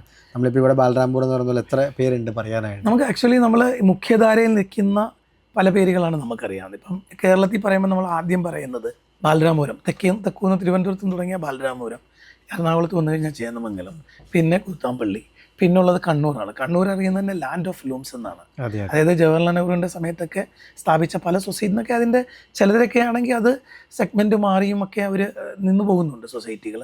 പിന്നെ കാസർഗോഡ് സാരികൾ ഫേമസ് ആണ്. പക്ഷേ ഇതൊന്നും കൂടാതെ തന്നെ നമ്മുടെ ഗ്രാമങ്ങളിൽ നമ്മളൊന്നും കേട്ടിട്ടില്ലാത്ത വളരെയധികം, കേരളത്തിൽ നിന്ന് അങ്ങോട്ട് ഇവിടെ വരെ വരുമ്പോൾ നമുക്കറിയാൻ വയ്യാത്ത അനവധി 100 കണക്കിന് കൂടുതൽ ചെറിയ ചെറിയ ക്ലസ്റ്റർ ഉണ്ടായിരിക്കും. ഇപ്പോൾ ഇവിടെ കേരളത്തിൽ നോക്കുമ്പോൾ ബാലരാമപുരം, ചേന്നമംഗലം, കൂത്താമ്പള്ളിക്കൊക്കെ ജിയോഗ്രഫിക്കൽ ഇൻഡിക്കേഷൻ ടാഗുള്ളത്. ഇപ്പം ബാലരാമപുരത്ത് നെയ്യുന്ന ഒരു മുണ്ട്, അത് ആ ബാലരാമപുരം ക്ലസ്റ്ററിൽ നെയ്താൽ മാത്രമേ അതിനെ ബാലരാമപുരം ഉണ്ടെന്ന് പറയാൻ പറ്റുള്ളൂ. കാരണം ആ ഏരിയയ്ക്ക് ഭൗമമായിട്ടുള്ള ജിയോ ടാഗ് ഉള്ളതാണ്. ചേന്നമംഗലത്തിനും ഉള്ളതാണ്, കൂത്താമ്പള്ളിക്കും ഉള്ളതാണ്. ഈ പിന്നെ തമിഴ്നാട്ടിൽ പോയാൽ നമുക്ക് തമിഴ്നാട്ടിൽ പറയുമ്പോൾ നമ്മൾ കേട്ടിട്ടുള്ള കാഞ്ചീപുരമാണ്, ഏറ്റവും കൂടുതൽ കാഞ്ചീപുരമാണ് കേട്ടിട്ടുള്ളത്. പൊള്ളാച്ചിയിലൊക്കെ എന്തുമാത്രം ക്ലസ്റ്ററുണ്ട്, ചെട്ടിനാടുണ്ട്, പിന്നെ നമ്മൾ നാരായണൻ തീർത്തുണ്ട്, ഗഡ്വാദ് എന്ന് പറഞ്ഞുണ്ട്, മഹാരാഷ്ട്രയിൽ തന്നെയുണ്ട്. തെലങ്കാനയിലാണെങ്കിൽ ഇക്കത്ത് എന്ന് പറയുന്ന പോച്ചമ്പള്ളി ഇക്കത്ത്, പിന്നെ തെലങ്കാനയിൽ തന്നെയാണ് കലംകാരി, അതായത് കാളഹസ്തിയിലും മച്ചിലിപ്പട്ടണം. ഇങ്ങനെ ഓരോ സ്റ്റേറ്റിലും നമ്മൾ നോക്കിക്കഴിഞ്ഞാൽ 100 നമുക്ക് അറിയാവുന്നതിനേക്കാളും കൂടുതലാണ് അറിയാത്തത്. ഒറീസയിലാണെങ്കിൽ സമ്പൽപൂരി ഇക്കത്തുണ്ട്, സൗരാഷ്ട്ര ഗുജറാത്തിലേക്ക് പോകുമ്പോൾ ബാന്തിനിയും പിന്നെ നമ്മുടെ ഈ ഇക്കത്തിൻ്റെ തന്നെ വകഭേദങ്ങൾ അവിടെയുണ്ട്. അങ്ങനെ പോയി കഴിയുമ്പം ഗുജറാത്തിൽ തന്നെയാണ് അജ്രക്കുള്ളത്. അജ്രക്ക് പിന്നെ ഹാൻഡ്ലൂമും ഉണ്ട്, അതുപോലെ തന്നെ ഹാൻഡ് ബ്ലോക്ക് പ്രിൻറ്റും ഉണ്ട്. ഈ ഹാൻഡ് ബ്ലോക്ക് എന്ന് പറയുമ്പം ഈ ഡിസൈനുകൾ, ആ മോട്ടിഫുകൾ തടിയേൽ കാർവ് ചെയ്തെടുത്തിട്ട് പ്രിൻ്റ് ചെയ്യുന്നതാണ് ബ്ലോക്ക് പ്രിൻ്റുകൾ. അപ്പം ഇന്ത്യയിൽ ഒട്ടുമുക്കാലും ഓരോ സ്റ്റേറ്റിലും ഇപ്പോൾ നമ്മളൊരു മാപ്പ് എടുത്തു കഴിഞ്ഞാൽ, സാരി മാപ്പ് എന്ന് തന്നെ എടുത്തു കഴിഞ്ഞാൽ, ഓരോ ഡിസ്ട്രിക്റ്റിലും നോക്കിക്കഴിഞ്ഞാൽ ഓരോ സ്റ്റേറ്റിലും നമ്മൾ ഇന്ത്യയിലെ ഓരോ സ്റ്റേറ്റിലും എന്ത് 1000 അല്ല 10,000 അല്ല ലക്ഷക്കണക്കിന് ഇതുപോലെയുള്ള ചെറിയ ചെറിയ ചെറിയ ചെറിയ യൂണിറ്റുകളുണ്ടാവും. ശരിക്കും ഇന്ത്യ ആയിരിക്കും ലോകത്തെ ഏറ്റവും വലിയ നെയ്ത്ത് സംസ്കാരം. അതെ അതെ അതെ. അതായത് ലോകത്തിൽ ഇപ്പോഴും ഉൽപ്പാദിപ്പിക്കപ്പെടുന്ന ഹാൻഡ്ലൂം ടെക്സ്റ്റൈലിൻ്റെ 90% ഇന്ത്യയിൽ നിന്നുള്ളതാണ്. അതുപോലെ തന്നെ ഓഗസ്റ്റ് 7 ഈ ലോക അല്ലെങ്കിൽ ഇൻ്റർനാഷണൽ ഹാൻഡ്ലൂം ഡേ ആയിട്ട് ആഘോഷിക്കുന്നത്. രാജേട്ടന് ഏറ്റവും ഇഷ്ടപ്പെട്ട ഹാൻഡ്ലൂം ആരുടെ? എല്ലാ ഹാൻഡ്ലൂമും ഇഷ്ടമാണ്, എങ്കിലും എനിക്ക് ഏറ്റവും ഇഷ്ടപ്പെട്ട ക്രാഫ്റ്റ് ഹാൻഡ് ബ്ലോക്ക് പ്രിൻറ്റിൽ ഏറ്റവും കൂടുതൽ എനിക്ക് ഇഷ്ടപ്പെട്ടത് അജ്രക്കാണ്. അജ്രക്കിൻ്റെ ഒരു ഇത് എന്നെ വല്ലാതെ ആകൃഷ്ടനായിട്ടുണ്ട്. ഞാൻ ആക്ച്വലി ഈ ക്ലോത്തിങ്ങിലേക്ക്, ഫാഷൻ, ഈ ഓർഗാനിക് അല്ലെങ്കിൽ ഈ ക്രാഫ്റ്റ് എന്നൊക്കെ പറയുമ്പോൾ എന്നെ ഈ ഗാർമെൻറ്റിലേക്ക് കൊണ്ടുവന്നത്, ടെക്സ്റ്റൈലിലേക്ക് എന്നെ കൊണ്ടുവന്നത് അജ്രക്കാണ്. അതിനോടുള്ളൊരു കമ്പോ, അതിനോട് ഇഷ്ടം. ഞാൻ പലപ്പോഴും പറയാറുണ്ട്, ഞാൻ മരിക്കുവാണെങ്കിൽ അജ്രക്ക് പുതച്ച് വേണം എന്നെ ഇത് ചെയ്യണമെന്നില്ല. അത്രയും പോലും ആഗ്രഹമുള്ള, അത്രയ്ക്ക് ഞാൻ സ്നേഹിക്കുന്ന ഒരു ക്രാഫ്റ്റാണ് അജ്രക്ക്. അല്ല, ഞാനിവിടെ വരുമ്പോൾ എപ്പോഴും ശ്രദ്ധിക്കാറുണ്ട്, രാജേട്ടൻ ഇട്ട് ഞാൻ കണ്ടിരിക്കുന്നത് ഒന്നെങ്കിൽ അജ്രക്ക് അല്ലെങ്കിൽ ബാന്തിനിയാണ്. അതെ, ഇത് രണ്ടുമാണ് ഫേവറേറ്റ്. അജ്രക്കാണ്. ബാന്തിനി അതുപോലെ തന്നെ ഈക്വലി എനിക്ക് ഇഷ്ടമുള്ള ഒരു കാര്യമാണ്. എല്ലാ ക്രാഫ്റ്റ്, കലംകാരി ഇഷ്ടമാണ്, ബഗ്രു ഇഷ്ടമാണ്, പക്ഷെ ഒരല്പം കൂടുതൽ നമുക്ക് അജ്രക്കിനോടാണ്. അതെ, അതാണ് കൂടുതൽ ഇടാറ്. അതെ, ഇന്ന് പക്ഷെ അജ്രക്കല്ല, ഇത് പോച്ചമ്പള്ളി ഇക്കത്താണ്, ഹാൻഡ്ലൂമാണ്, ടൈ ആൻഡ് ഡൈ ചെയ്ത പോച്ചമ്പള്ളി ഇക്കത്ത്. പോച്ചമ്പള്ളിയാണ്, അത് തെലങ്കാന. പോച്ചമ്പള്ളി സ്ഥലപ്പേരാണ്, ജിയോഗ്രഫിക് ഇൻഡിക്കേഷൻ്റെ ആകൊണ്ട് ഈ ക്രാഫ്റ്റാണ് ഇക്കത്ത്. ഇത് ഇതിൻ്റെ യാണ് ഒരു ബഞ്ച് യാണ് എടുത്തിട്ട് ഇവർ കെട്ടും, റബ്ബർ ബാൻഡോ അതുപോലുള്ള എന്തെങ്കിലും വെച്ച് കെട്ടിയിട്ടാണ് ഇത് ഡൈ ചെയ്യുന്നത്. അതുകൊണ്ട് ആ പ്രോസസ്സിനെ പറയുന്ന പേരാണ് ടൈ ആൻഡ് ഡൈ. അപ്പോൾ എന്താ ഈ കലംകാരി? ആക്ച്വലി കലംകാരി എന്ന് പറയുന്നത് ഒരു ഹാൻഡ് ബ്ലോക്ക് പ്രിൻറ്റിംഗ് ആണ്. 2 തരത്തിലുള്ളതുണ്ട്. ഇതിന് ജിയോഗ്രാഫിക് ഇൻഡിക്കേഷൻ ടാഗ് പ്രകാരം ഇന്ത്യയിലെ തെലങ്കാനയിലെ നമ്മുടെ തിരുപ്പതിക്കൊക്കെ അടുത്തുള്ള കാളഹസ്തിയിലും പിന്നെ അവിടുന്ന് ഒരു 100 കിലോമീറ്റർ മാറിയുള്ള മച്ചിലിപട്ടണം എന്ന് പറഞ്ഞ സ്ഥലത്തുമാണ് ഇത് പ്രാക്ടീസ് ചെയ്യുന്നത്. അവിടെ ഒരു വിഭാഗം ചെയ്യുന്നത് പെൺ കലംകാരിയാണ്. കലംകാരിയുടെ അർത്ഥം തന്നെ കലം എന്ന് പറഞ്ഞാൽ പേനയും, കാരി എന്ന് പറഞ്ഞാൽ വർക്കറുമാണ്. പേന കൊണ്ട് വർക്ക് ചെയ്യുന്നു. പക്ഷേ ഈ പേനയുടെ ഒരു പ്രത്യേകതയുണ്ട്. ഈ പേന ഉണ്ടാക്കുന്നത് പിഴിപുളി എന്ന് പറയുന്ന, ടമറിൻഡ് എന്ന് പറയുന്ന അതിൻ്റെ കമ്പ് കരിച്ചിട്ടാണ് ഇതിൻ്റെ പേന ഉണ്ടാക്കുന്നത്. ഇതുകൊണ്ട് ഈ പെൺ കലംകാരി ചെയ്യുന്നവർ എന്ത് ചെയ്യുമെന്ന് വെച്ച് കഴിഞ്ഞാൽ, ഈ ടേബിളിൽ വിരിച്ചിട്ടേക്കുന്നിടത്ത് ചെയ്യേണ്ട മോട്ടിഫുകൾ അവർ വരയ്ക്കും. എന്നിട്ട് ഈ തടിയിൽ കർവ് ചെയ്ത ബ്ലോക്ക് വെച്ചിട്ടാണ് ബ്ലോക്ക് പ്രിൻ്റ് ചെയ്യുന്നത്. പിന്നെ ഈ വരയ്ക്കാതെ ചെയ്യുന്നതുകൊണ്ട് ബ്ലോക്ക് പ്രിൻ്റ് ചെയ്യുന്നത്. ഈ കലംകാരിയിൽ ഈ പറഞ്ഞ പോലാണ് എല്ലാം തന്നെ. എനിക്ക് തോന്നുന്നു അജ്രക്കിനെക്കാട്ടിലും കോംപ്ലിക്കേറ്റഡ് ആണ് കലംകാരി. ഇതിലും കളറ് നാച്ചുറൽ കളേഴ്സ് മാത്രമാണ് യൂസ് ചെയ്യുന്നത്. കെമിക്കൽ കളർ അറിയാമല്ലോ, എല്ലാത്തിനും 2 വശങ്ങളുണ്ട്. കെമിക്കൽ കളർ യൂസ് ചെയ്യുന്നവരുണ്ട്. പക്ഷേ ഒതൻറ്റിക് കലംകാരി നാച്ചുറൽ, ഈ പറയുന്ന പോലെ മഞ്ഞൾ, മാരിഗോൾഡ്, ഈ പറയുന്ന പൊമഗ്രനേറ്റ്. ഈ കലംകാരി 1000 രൂപയ്ക്ക് കൊടുക്കുന്നവരാ? അത് ഇതിനെല്ലാം അറിയാമല്ലോ. ഇപ്പോൾ ഈ അജ്രക്ക് നമ്മൾ കണ്ടില്ലേ, ഇവിടെ നോക്കിയാലും അജ്രക്ക് എന്നാണ് പറയുന്നത്. ബെഡ്ഷീറ്റ് വരെ കിട്ടുന്നുണ്ട്. അതൊന്നും തന്നെ ഒതൻറ്റിക് അജ്രക്കോ അല്ലെങ്കിൽ കലംകാരിയോ അല്ല. എങ്ങനെ കലംകാരി ഒരു ഷർട്ട് 1000 രൂപയ്ക്ക് കൊടുക്കാൻ പറ്റും? ഒരിക്കലും പറ്റില്ല. കലംകാരി എന്ന് പറയുന്നത് ഈ അജ്രക്ക് എന്ന് പറയുന്ന പോലെ തന്നെ 13, 18, 19 പ്രോസസ്സ് കഴിഞ്ഞ് വരേണ്ടതാണ്. ഇത് ഒരു സാരി അല്ലെങ്കിൽ ഒരു ഫാബ്രിക് ചെയ്യണമെങ്കിൽ ഒരു 6 മീറ്ററാണ് ഒരു താൻ എന്ന് പറയുന്നത്, ഒരു പീസ്. കാരണം ആ ടേബിളിൻ്റെ ലെങ്താണ്, അവരെ കൊണ്ട് ഹാൻഡിൽ ചെയ്യാൻ പറ്റുന്ന ഒരു ടേബിളാണ്. ഈ 6 മീറ്റർ ചെയ്ത് ഇതിൻ്റെ പ്രോസസ്സ് കഴിയാൻ തന്നെ ദിവസങ്ങളെടുക്കും, ചിലപ്പോൾ ആഴ്ചകളെടുക്കും. പിന്നെ അത് ബൾക്കായിട്ട് അവർ ചെയ്ത് പോകുന്നതുകൊണ്ട്. പക്ഷെ പെർ മീറ്റർ നമ്മൾ നോക്കിക്കഴിഞ്ഞാൽ നല്ലൊരു എമൗണ്ട് വരില്ലേ. ഇത് ഹാൻഡ് മെയ്ഡാണ്. ഈ കളറുകളെല്ലാം ഡിറൈവ് ചെയ്യാനുള്ള ബുദ്ധിമുട്ടുണ്ട്, ചിലവുണ്ട്, നല്ല ചിലവ്, കാശ് കൊടുത്ത് കിട്ടുന്നതായിരിക്കും. ഇതൊന്നും എക്സ്പെൻസീവ് അല്ല, ഇതെല്ലാം കോസ്റ്റ്ലിയാണ്. കാരണം ഇതിനൊരു കോസ്റ്റ് ഇൻവോൾവ് ആണ്. ഇത് വില കൂട്ടി കൊടുക്കുന്നവരും ഉണ്ടാകാം, പക്ഷേ ഇതിനൊരു പ്രൈസ് ഉണ്ട്. ഇതൊരു പീസ് ഓഫ് ആർട്ടാണ്, ഇത് ഒരു ഗാർമെൻ്റ് അല്ല. നമ്മൾ വെയർ ചെയ്യുന്ന ഒരു ഹെറിറ്റേജാണ്, വെയറബിൾ ഹെറിറ്റേജാണ്, നമ്മുടെ സംസ്കാരവുമായിട്ട് ബന്ധപ്പെട്ട് കിടക്കുന്ന.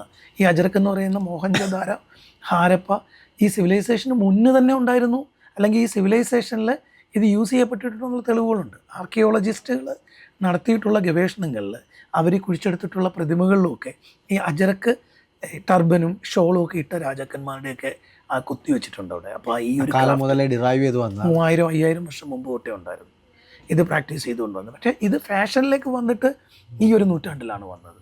ഇപ്പോൾ ആ കച്ചിലെ ഡോക്ടർ ഇസ്മയിൽ ഖാത്രി എന്നൊക്കെ പറഞ്ഞ ഡോക്ടറേറ്റ് കിട്ടിയ ആൾക്കാർ അവരെല്ലാമാണ് ഇതിനെ ഫാഷനിലേക്ക് കൊണ്ടുവന്നത്. നേരത്തെ ഹോം ലിനൻ, കട്ടൻ അല്ലെങ്കിൽ ടർബൻ ഇതിനു വേണ്ടിയൊക്കെയാണ് ഇത് യൂസ് ചെയ്തത്. ഇതിനെ ഒരു പ്രചാരം കൊണ്ടുവന്ന് ഇപ്പോൾ ഇത് വളരെ എന്താ പറയുക, എനിക്ക് ഇപ്പോൾ സസ്റ്റൈനബിൾ ഫാഷനിൽ ട്രെൻഡ് എന്ന് പറയാൻ പറ്റില്ല, നമുക്ക് ട്രെൻഡിൻ്റെ പുറകിന് പോകാൻ പറ്റില്ല. ഇതൊരു ക്ലാസ്സിയാണ്. എങ്കിൽ പോലും ഇന്ന് ഫാസ്റ്റ് ഫാഷനിലും സ്ലോ ഫാഷനിലും എല്ലാം ഒരുപോലെ തിളങ്ങി നിൽക്കുന്ന സാധനമാണ് അജരക്ക് എന്ന് പറയുന്നത്. അതിൻ്റെ കോപ്പി ഇഷ്ടം പോലെ വരുന്നുണ്ട്, സൂററ്റിൽ നിന്ന് അടിച്ചു വരും. അതൊന്നും ഒതൻറ്റിക് അല്ല. അജരക്ക് ഇന്ത്യയിൽ 2 ഇടത്ത് മാത്രമേ പ്രാക്ടീസ് ചെയ്യുന്നുള്ളൂ. അവിടെയുള്ളൂ ജിയോഗ്രഫിക് ഇൻഡിക്കേഷൻ ടാഗ്. അവിടെ ചെയ്താൽ മാത്രം. അതൊന്ന് ഗുജറാത്തിലെ കച്ചിലും അജരക്പൂർ എന്ന് പറയുന്ന ഒരു വില്ലേജ്, ഒരു സർവൈവൽ വളരെ ഒരു സ്റ്റോറി ഉള്ളൊരു ഏരിയയാണ്. പിന്നൊന്നുള്ളത് രാജസ്ഥാനിലെ ബാർമർ എന്ന് പറയുന്ന സ്ഥലത്തുമാണ്. ഇതാണ് ഇവർക്കൊക്കെ ജീവിതം വലിയ ബുദ്ധിമുട്ടായിരിക്കും അല്ലേ? ഞാനവിടെ പോയി കണ്ടെടുത്തോളം അവർക്ക് ജീവിതം ബുദ്ധിമുട്ടുന്നതല്ല, അവരുടെ ജീവിതം തന്നെ വലിയൊരു സർവൈവിൻ്റെ ഒരു എന്താ പറയുക, ഒരു തിരിച്ചുവരവിൻ്റെ നമുക്ക് ആ ഒരു സ്റ്റോറിയാണ് അവർക്കുള്ളത്. അതായത് 94-97 കാലഘട്ടത്തിൽ വലിയ ഭൂകമ്പം ഉണ്ടാവുകയും അവർ താമസിച്ചുകൊണ്ടിരുന്ന സ്ഥലം തന്നെ ഭൂമിയിൽ നിന്നില്ലാതായി. അവിടെ നിന്ന് വേറൊരു സ്ഥലം, റിസോർട്ട്, ഈ നമ്മുടെ ഡെസേർട്ടിനോടൊക്കെ അടുത്തുള്ള ഒരു സ്ഥലം അവർ ഒക്കുപൈ ചെയ്യും. അവിടെ ഒരു ആവാസ വ്യവസ്ഥ, അതായത് അവരൊരു സെൽഫ് സസ്റ്റെയിൻ ആയിട്ടുള്ള ഒരു ആവാസ വ്യവസ്ഥ അവിടെ ഉണ്ടാക്കിയെടുക്കുകയും ചെയ്തു. ആ സ്ഥലത്തിന് അവർ കൊടുത്തിരിക്കുന്ന പേര് അജരക്പൂർ എന്നാണ്. അപ്പോൾ അവർക്ക് ബുദ്ധിമുട്ട് വരാൻ അത്രയും വലിയ പോരാളികളാണ്. അവർക്കിതൊന്നും വലിയൊരു ഇതല്ല. ഈ അജരക്കിന് പറയാനുള്ളത് വളരെയധികം ഒരു അതിജീവനത്തിൻ്റെ കഥയാണ്.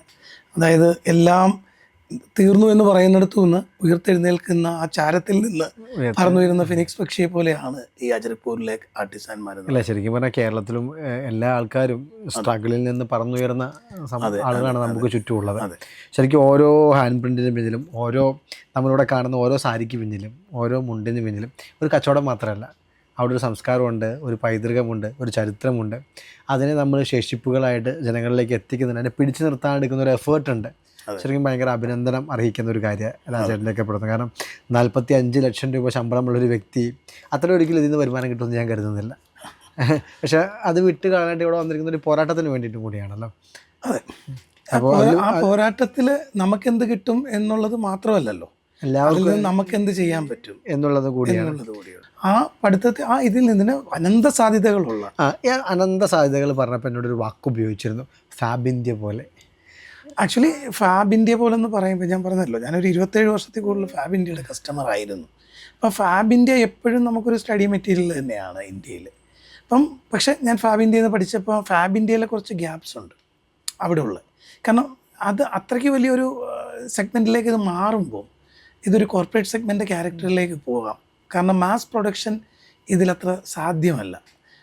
ഇതൊരു അൺഓർഗനൈസ്ഡ് സെഗ്മെൻറ്റാണ്. നമ്മളിവിടെ വന്നേക്കുന്നത് ഓർഗനൈസ്ഡ് ആയിട്ട് നിൽക്കുന്ന ഫാക്ടറികളിൽ നിന്ന് വാങ്ങാനല്ല, അൺഓർഗനൈസ്ഡ് ആയിട്ട് നിൽക്കുന്ന ക്ലസ്റ്ററുകൾ, വീവേഴ്സ്, ആർട്ടിസാൻസിനെ സപ്പോർട്ട് ചെയ്യാനാണ്. അപ്പോൾ ഇതിൽ നിന്നൊരു അനന്ത സാധ്യത എന്ന് പറഞ്ഞാൽ തീർച്ചയായിട്ടും ഉണ്ട്. കാരണം ഇത് ഇന്നലത്തെയും മാത്രമല്ല, നാളത്തെയും കൂടെ ബിസിനസ്സാണ്, ഫ്യൂച്ചറാണിത്. കാരണം ഫ്യൂച്ചർ അതായത് നമ്മുടെ ഫ്യൂച്ചർ ഇനിയും ഈ സസ്റ്റൈനബിലിറ്റിയിലും ബാക്ക് ടു ദ റൂട്ട്സിലും അല്ലെങ്കിൽ നമുക്കിവിടെ ഒന്നും ഉണ്ടാവില്ല. അപ്പോൾ ഇത് ഫ്യൂച്ചറുള്ളതാണ്. ഇത് ആ ഗ്രോത്ത് തന്നെ കണ്ടാൽ അറിയാൻ പറ്റും. ഇതിന് നല്ല ഒരു ഗ്രാഫ്, വളരെ നമുക്കൊരു 100 കോടി 200 കോടിയൊക്കെ ടേൺ ഓവറിലേക്ക് എത്തിക്കാൻ പറ്റുന്നൊരു വ്യവസായമാണിത്. അതെ. അപ്പോൾ ഞാനതിൽ ചോദിക്കുന്നത്, ഇപ്പോൾ എൻ്റെ കയ്യിൽ ഞാൻ ഈ ഒരു ബൈ ഹാൻഡ് പോലത്തെ ഒരു ബ്രാൻഡ് തുടങ്ങണമെന്ന് ആഗ്രഹിക്കുകയാണ്. കാരണം ഇതിപ്പോൾ കൊച്ചിയിൽ മാത്രമേ ഉള്ളൂ. എൻ്റെ നാട് തിരുവനന്തപുരമാണെങ്കിൽ തിരുവനന്തപുരത്ത് തുടങ്ങണം, കോഴിക്കോടാണെങ്കിൽ കോഴിക്കോട് തുടങ്ങണം. അപ്പോൾ അതിനെനിക്ക് എന്താ ചെയ്യാൻ പറ്റുക? ഇതിപ്പോൾ സ്കെയിലപ്പിൻ്റെ ഒരു സമയമാണ്. നമ്മൾ ആ ഒരു ഘട്ടം കഴിഞ്ഞ് 9 വർഷമായി. ഇപ്പോൾ സ്കെയിലപ്പ് ചെയ്യാനായിട്ട് മെയിനായിട്ട് നമ്മൾ നോക്കുന്ന ഫ്രാഞ്ചൈസി മോഡിലാണ്. അപ്പോൾ നമുക്ക് ഒരു 50 lakhs തൊട്ട് 1 crore വരെ ഇൻവെസ്റ്റ് ചെയ്യാവുന്നവർക്ക് ബൈ ഹാൻഡിൻ്റെ ഫ്രാഞ്ചൈസി കൊടുക്കുന്ന അതിൻ്റെ ഒരു സ്ട്രക്ചർ നമ്മൾ ഡെവലപ്പ് ചെയ്തുകൊണ്ടിരിക്കുകയാണ്. കേരളത്തിലെ മാത്രമല്ല, ആദ്യത്തെ ഒരു ഘട്ടത്തിൽ ഈ പറഞ്ഞ പോലെ ട്രിവാൻഡ്രം, കോട്ടയം, അതുപോലെ കോഴിക്കോട്, തൃശ്ശൂർ, അങ്ങനെ പിന്നെ ഒരു B-C ക്ലാസ് ടൗണുകളിലേക്കും ഒക്കെ നമുക്ക് ചെയ്യാൻ പറ്റും. കാരണം ബൈ ഹാൻഡിന് ഒരു സബ് ബ്രാൻഡ് കൂടെ ഉണ്ട് ഇപ്പോൾ, അത് ഞാൻ പറഞ്ഞില്ല. അപ്പം ബൈ ഹാൻഡ് എന്ന് പറയുന്ന ഒരു അഫോർഡബിൾ പ്രീമിയമാണ്. അതിനെ ആ ഒരു പ്രീമിയം തന്നെ നിർത്തിക്കൊണ്ട് റസീലിയ എന്ന് പറയുന്ന ഒരു സബ് ബ്രാൻഡ് ഇവിടെ ബൈ ഹാൻഡ് ഈ ഫെബ്രുവരിയിൽ സ്റ്റാർട്ട് ചെയ്തിട്ടുണ്ട്. റസീലിയ അത് ആക്ച്വലി ഒരു അതിജീവനത്തിൻ്റെ ഒരു റെസിലൻസ് അതിൻ്റെ അകത്തുണ്ട്. അതിൽ നിന്നാണ് ആ പേര് നമ്മൾ ഡിറൈവ് ചെയ്തിരിക്കുന്നത്. അപ്പോൾ അതിലൊരു അഫോർഡബിൾ, അതായത് ഇത് കൂടുതൽ ആൾക്കാരിലേക്ക് എത്തണം എന്നുള്ളൊരു ലക്ഷ്യമുണ്ട്. ഇപ്പം അതാണോ എന്ന് ചോദിച്ചാൽ ഇതിനൊരു കോസ്റ്റ് ഉള്ളതാണ്. ഇതൊരു വിയറബിൾ ആർട്ടും കൾച്ചറും ഹെറിറ്റേജും ഒക്കെയാണ്. അപ്പം റസീലിയയിൽ കൂടെ നമ്മൾ ഉദ്ദേശിക്കുന്ന ഒരു 499 റേഞ്ച് തൊട്ട് ഒരു 3000 വരെയുള്ള റേഞ്ചിലുള്ള ഗാർമെൻറ്റ്സ് ഈ സ്ലോ ഫാഷനിൽ കൂടെ ക്വാളിറ്റിയിൽ ഒട്ടും ഇത് ചെയ്യാതെ തന്നെ എങ്ങനെ കസ്റ്റമേഴ്സ് കൊടുക്കാന്നുള്ളതാണ്. അതിൽ സക്സസ് ആയി തുടങ്ങി. അതും ഒരു ശൈശവ ഇതിലാണ്, പക്ഷേ അത് നല്ലൊരു ഓപ്പർച്യൂണിറ്റി ഉള്ള ഒരു സെഗ്മെൻറ്റ് തന്നെയാണ്. അതും അപ്പോൾ ബൈ ഹാൻഡ് ഫ്രാഞ്ചൈസി കൊടുക്കുന്നുണ്ട്. 1 കോടി രൂപയ്ക്ക് താഴെ മുടക്കാൻ സാഹചര്യമുള്ള ആളുകൾക്ക് ഫാബിൻ്റെ പോലെ നാളെ ബൈ ഹാൻഡ് ഇന്ത്യ ഒട്ടാകെ അല്ലെങ്കിൽ ലോകമൊട്ടാകെ വളരുന്നൊരു സാഹചര്യം അവിടെ കാണുന്നുണ്ട്.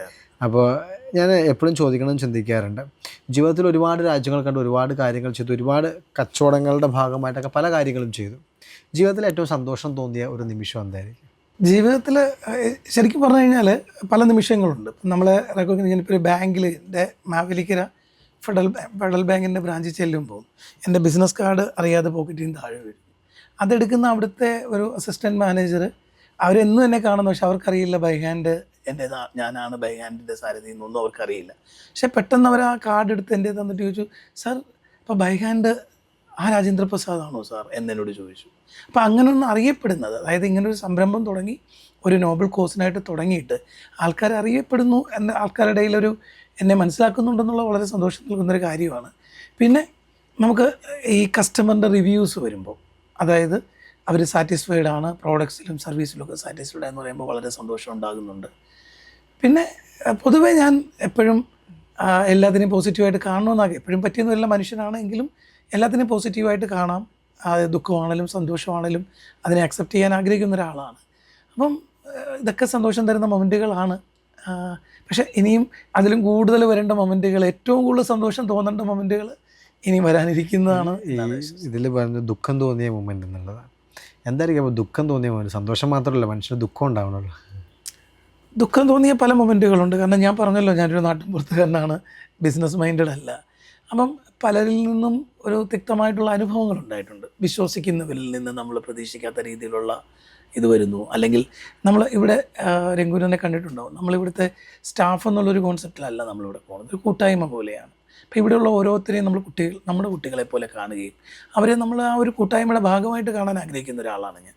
അപ്പം ഇപ്പോൾ ഉള്ള കുട്ടികളല്ല, ഇതിനു മുമ്പൊക്കെ അവരിൽ നിന്നുമൊക്കെ തിക്തമായിട്ടുള്ള അനുഭവങ്ങൾ ഉണ്ടായിട്ടുണ്ട്. അതായത് ഒരു പെൺകുട്ടി, കോഴിക്കോട് ബേസ് ആയിട്ടുള്ളൊരു പെൺകുട്ടി എന്നെ കോണ്ടാക്ട് ചെയ്തു. അതിന് ബൈ ഹാൻഡിൻ്റെ കോൺസെപ്റ്റ് ഭയങ്കര ഇഷ്ടമാണ്, ബൈ ഹാൻഡിൻ്റെ ഭാഗമാകാൻ ആഗ്രഹിക്കുന്നു, ഇവിടെ ജോയിൻ ചെയ്തു. ഞാൻ അതിന് നല്ല ഒരു സാലറി കൊടുത്തു, നല്ലൊരു ഓപ്പർച്യൂണിറ്റി കൊടുത്തു, ഇവിടെ ഫ്ലോറിൽ കൊടുത്തു. പക്ഷേ ആ കുട്ടിക്ക് ഓൾറെഡി ഒരു ബുട്ടീക്ക് ഉണ്ടെന്നും ഇതേ സെഗ്മെൻറ്റിൽ നിന്നാണെന്നുള്ളതൊന്നും ഈ കുട്ടി എന്നോട് പറയുന്നില്ല. അതൊക്കെ ഡീആക്ടിവേറ്റ് ചെയ്തിട്ട് ഒരു 3-4 മാസം ആ കുട്ടി ഇവിടെ ജോലി ചെയ്തു. ഒരു സുപ്രഭാതത്തിൽ ഈ കുട്ടി ഹോസ്പിറ്റലൈസ് ആയി, മേലെല്ലാം അലർജി വന്ന് വ്രണം വന്നെന്നൊക്കെ പറഞ്ഞിട്ട് ഈ കുട്ടി ഇവിടുന്ന് ഡിസപ്പിയറായി പോവുകയാണ്. പിന്നെ ആ കുട്ടിയെ ഞാൻ അറിയുന്ന നമ്മുടെ മറ്റ് സ്റ്റാഫുകൾ പറയുമ്പോഴാണ് അതിൻ്റെ ആ ബുട്ടീക്ക് എന്തിനാ ഇവിടെ വന്നതെന്ന് എനിക്കറിയില്ല. പക്ഷേ ആ കുട്ടി, എനിക്കതിനോട് തോന്നുന്ന ഒരു കാരണം, കൂടുതൽ ആൾക്കാർ ഈ ഒരു സെഗ്മെൻറ്റിലേക്ക് വരണമെന്ന് ആഗ്രഹിക്കുന്ന ആളാണ് ഞാൻ. പക്ഷേ അതിനുവേണ്ടി ഇങ്ങനെ ഒരു ബാഡ് ഒരു മാർഗത്തിൽ കൂടെ അത് വരേണ്ട കാര്യമില്ല. വേറെ നമ്മൾ പറഞ്ഞു കൊടുത്തേനെ അത് നമുക്ക് ഈക്വലൻ്റ് ആയിട്ടുള്ള നമ്മളുടെയൊക്കെ തന്നെ കുറച്ച് കൺസെപ്റ്റുകളും ഇവിടുത്തെ തന്നെ ഒരു ഡിസൈനറും ഒക്കെ ആ കുട്ടിയുടെ കൂടെ ഉണ്ട്. അവർ കോഴിക്കോട് ബേസായിട്ട് ഇപ്പോൾ കാര്യങ്ങൾ റൺ ചെയ്യുന്നുണ്ട്, നമുക്ക് യാതൊരു ബുദ്ധിമുട്ടുമില്ല. പക്ഷേ ഞാൻ അന്ന് അതിന് ഹോസ്പിറ്റലൈസ് ആണെന്ന് പറഞ്ഞപ്പോൾ അതിന് കൊടുക്കാനുള്ള സാലറിയേക്കാളും കൂടുതലാണ് കുട്ടിക്ക് കൊടുത്തത്. അപ്പം അതിന് വയ്യാന്ന് പറഞ്ഞു കഴിഞ്ഞപ്പോൾ അതിന് ഫോട്ടോ വരെ അത് അയച്ചു. പക്ഷേ അതിങ്ങനെ ഒരു കാര്യത്തിനായിരുന്നു എന്ന് നമുക്കറിയുമ്പോൾ ഒരു വിഷമമുണ്ട്.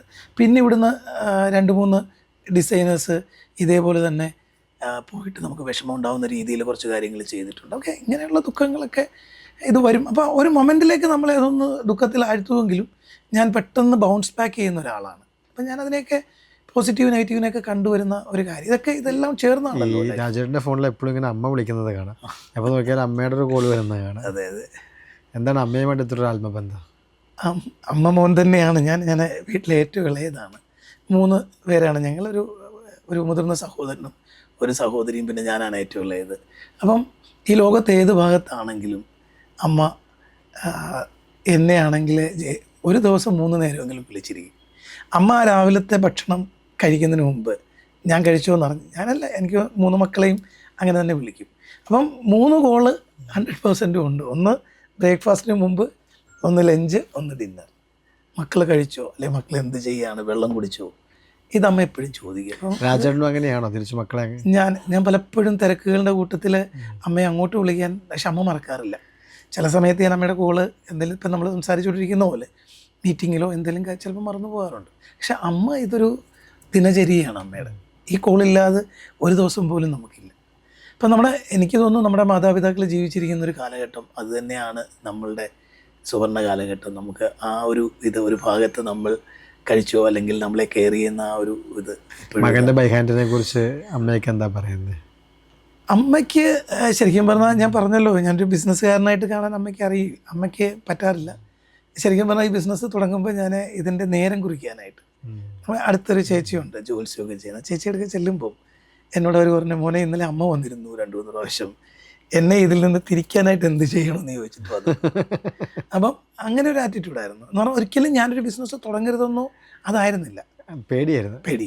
ആ പേടി എൻ്റെ ഫാമിലിയിലെ വൈഫിനും ഉണ്ട്, എൻ്റെ പേരൻസിന് മാത്രമല്ല എൻ്റെ സഹോദരങ്ങൾക്കും ഒക്കെ ഉണ്ട്.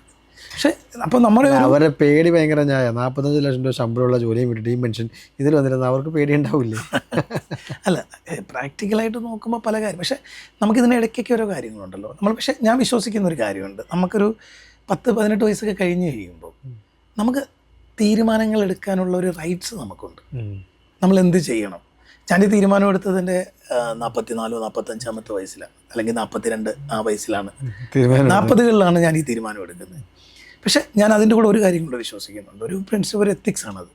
അതായത് എനിക്ക് തീരുമാനം എടുക്കാനുള്ള റൈറ്റ് ഉണ്ട്, പക്ഷെ ഞാനെടുത്ത തീരുമാനം ശരിയാണെന്ന് തെളിയിക്കാനുള്ള ഒരു ഉത്തരവാദിത്വം എനിക്കുണ്ട്, ഒരു ബാധ്യത കൂടിയുണ്ട്. അപ്പം ഡിസിഷൻ എടുക്കുന്നവർ അത് എന്തിലും ആകാം, മാരേജിനാകാം, അല്ലെങ്കിൽ ഒരു പ്രൊഫഷൻ അല്ലെങ്കിൽ ഒരു പഠനം തിരഞ്ഞെടുക്കുന്ന കാര്യത്തിലാകാം. ഒഴുക്കിനെതിരെ ചിലപ്പോൾ നമുക്ക് നീന്തേണ്ടി വരും. ആ ഒഴുക്കിനെതിരെ നീന്തുമ്പം നമ്മളെപ്പോഴും വിജയം മുന്നിൽ കണ്ട് തന്നെ, അതായത് ഒരു ചൊല്ലുണ്ടല്ലോ, ഈ ടണൽ അല്ലെങ്കിൽ there is light at the end of this tunnel. അത് ആ ടണലിൽ കൂടെ നമ്മൾ പോയി അതിൻ്റെ അപ്പുറത്തെ ലൈറ്റ് നമുക്ക് കാണാൻ പറ്റണം, ആ വിഷൻ ഉണ്ടാവണം. അപ്പോൾ എനിക്ക് നല്ല ഉത്തമ വിശ്വാസമുണ്ട് ഞാൻ ആ ചെയ്തത് അല്ലെങ്കിൽ എൻ്റെ തീരുമാനം തെറ്റല്ല എന്ന് എനിക്ക് ഈ ലോകത്ത് തെളിയിക്കാൻ പറ്റും എന്ന ഉത്തമ വിശ്വാസത്തോട് തന്നെയാണ് ഇപ്പോഴും നമ്മൾ ഈ സംസാരിക്കുമ്പോഴേ ആ ഒരു വിശ്വാസം ശരിയാകട്ടെ എന്ന് എല്ലാ തരത്തിലും ഞങ്ങളും ആഗ്രഹിക്കുകയാണ്. ഒരുപാട് കഥകൾ പറയാനുണ്ട് ഈ ഷോപ്പിന്. ഒരുപാട് ആളുകളുടെ ജീവിതമുണ്ട് നമ്മുടെ ചുറ്റും. ശരിക്കും ഇരിക്കുന്ന നമ്മൾ ഒരു തുണിയുടെ ഇടയിലല്ല ഇരിക്കുന്നത്. ഒരുപാട് മനുഷ്യരുടെ വിയർപ്പിൻ്റെ ഉള്ളിലാണ്, ഒരുപാട് മനുഷ്യരുടെ പ്രതീക്ഷകൾക്കുള്ളിലാണ്. ആ പ്രതീക്ഷകളെല്ലാം ആവാഹിച്ച രൂപത്തിന് ഇപ്പോൾ ഒരു പേരാണ് ബൈഹാൻഡ്. അങ്ങനെ ഒരു സ്ഥാപനം ഉണ്ടാക്കാൻ സാധിച്ചതിൽ ഞങ്ങൾക്ക് ഭയങ്കര സന്തോഷമുണ്ടത്. ഇനിയും മുന്നോട്ട് പോകട്ടെ. ഈ യാത്രയിൽ ഞങ്ങളും ഭാഗമാണ്. അപ്പോൾ ഒരുപാട് മുന്നോട്ട് പോകാൻ സാധിക്കട്ടെ എന്ന് ആശംസിക്കുന്നു. രാജേട്ടൻ്റെ എല്ലാ സ്വപ്നങ്ങളും യാഥാർത്ഥ്യമാകട്ടെ. ഇന്ത്യ ഒട്ടാകെ യാത്ര ചെയ്യുമ്പോൾ ബൈഹാൻഡ് എന്ന് പറയുന്ന ഒരു പേര് എല്ലാ ടൗണുകളിലും ഉണ്ടാകട്ടെ എന്ന് ആശംസിച്ചുകൊണ്ട് നമ്മൾ നിർത്തുകയാണ്. ഇത്ര നേരം വന്നതിൽ വളരെ സന്തോഷം. കൂടുതൽ ഉയരങ്ങളിലേക്ക് എത്തട്ടെ എന്ന് ആശംസിച്ചുകൊണ്ട് നിർത്തുകയാണ്. നന്ദി. Thank you.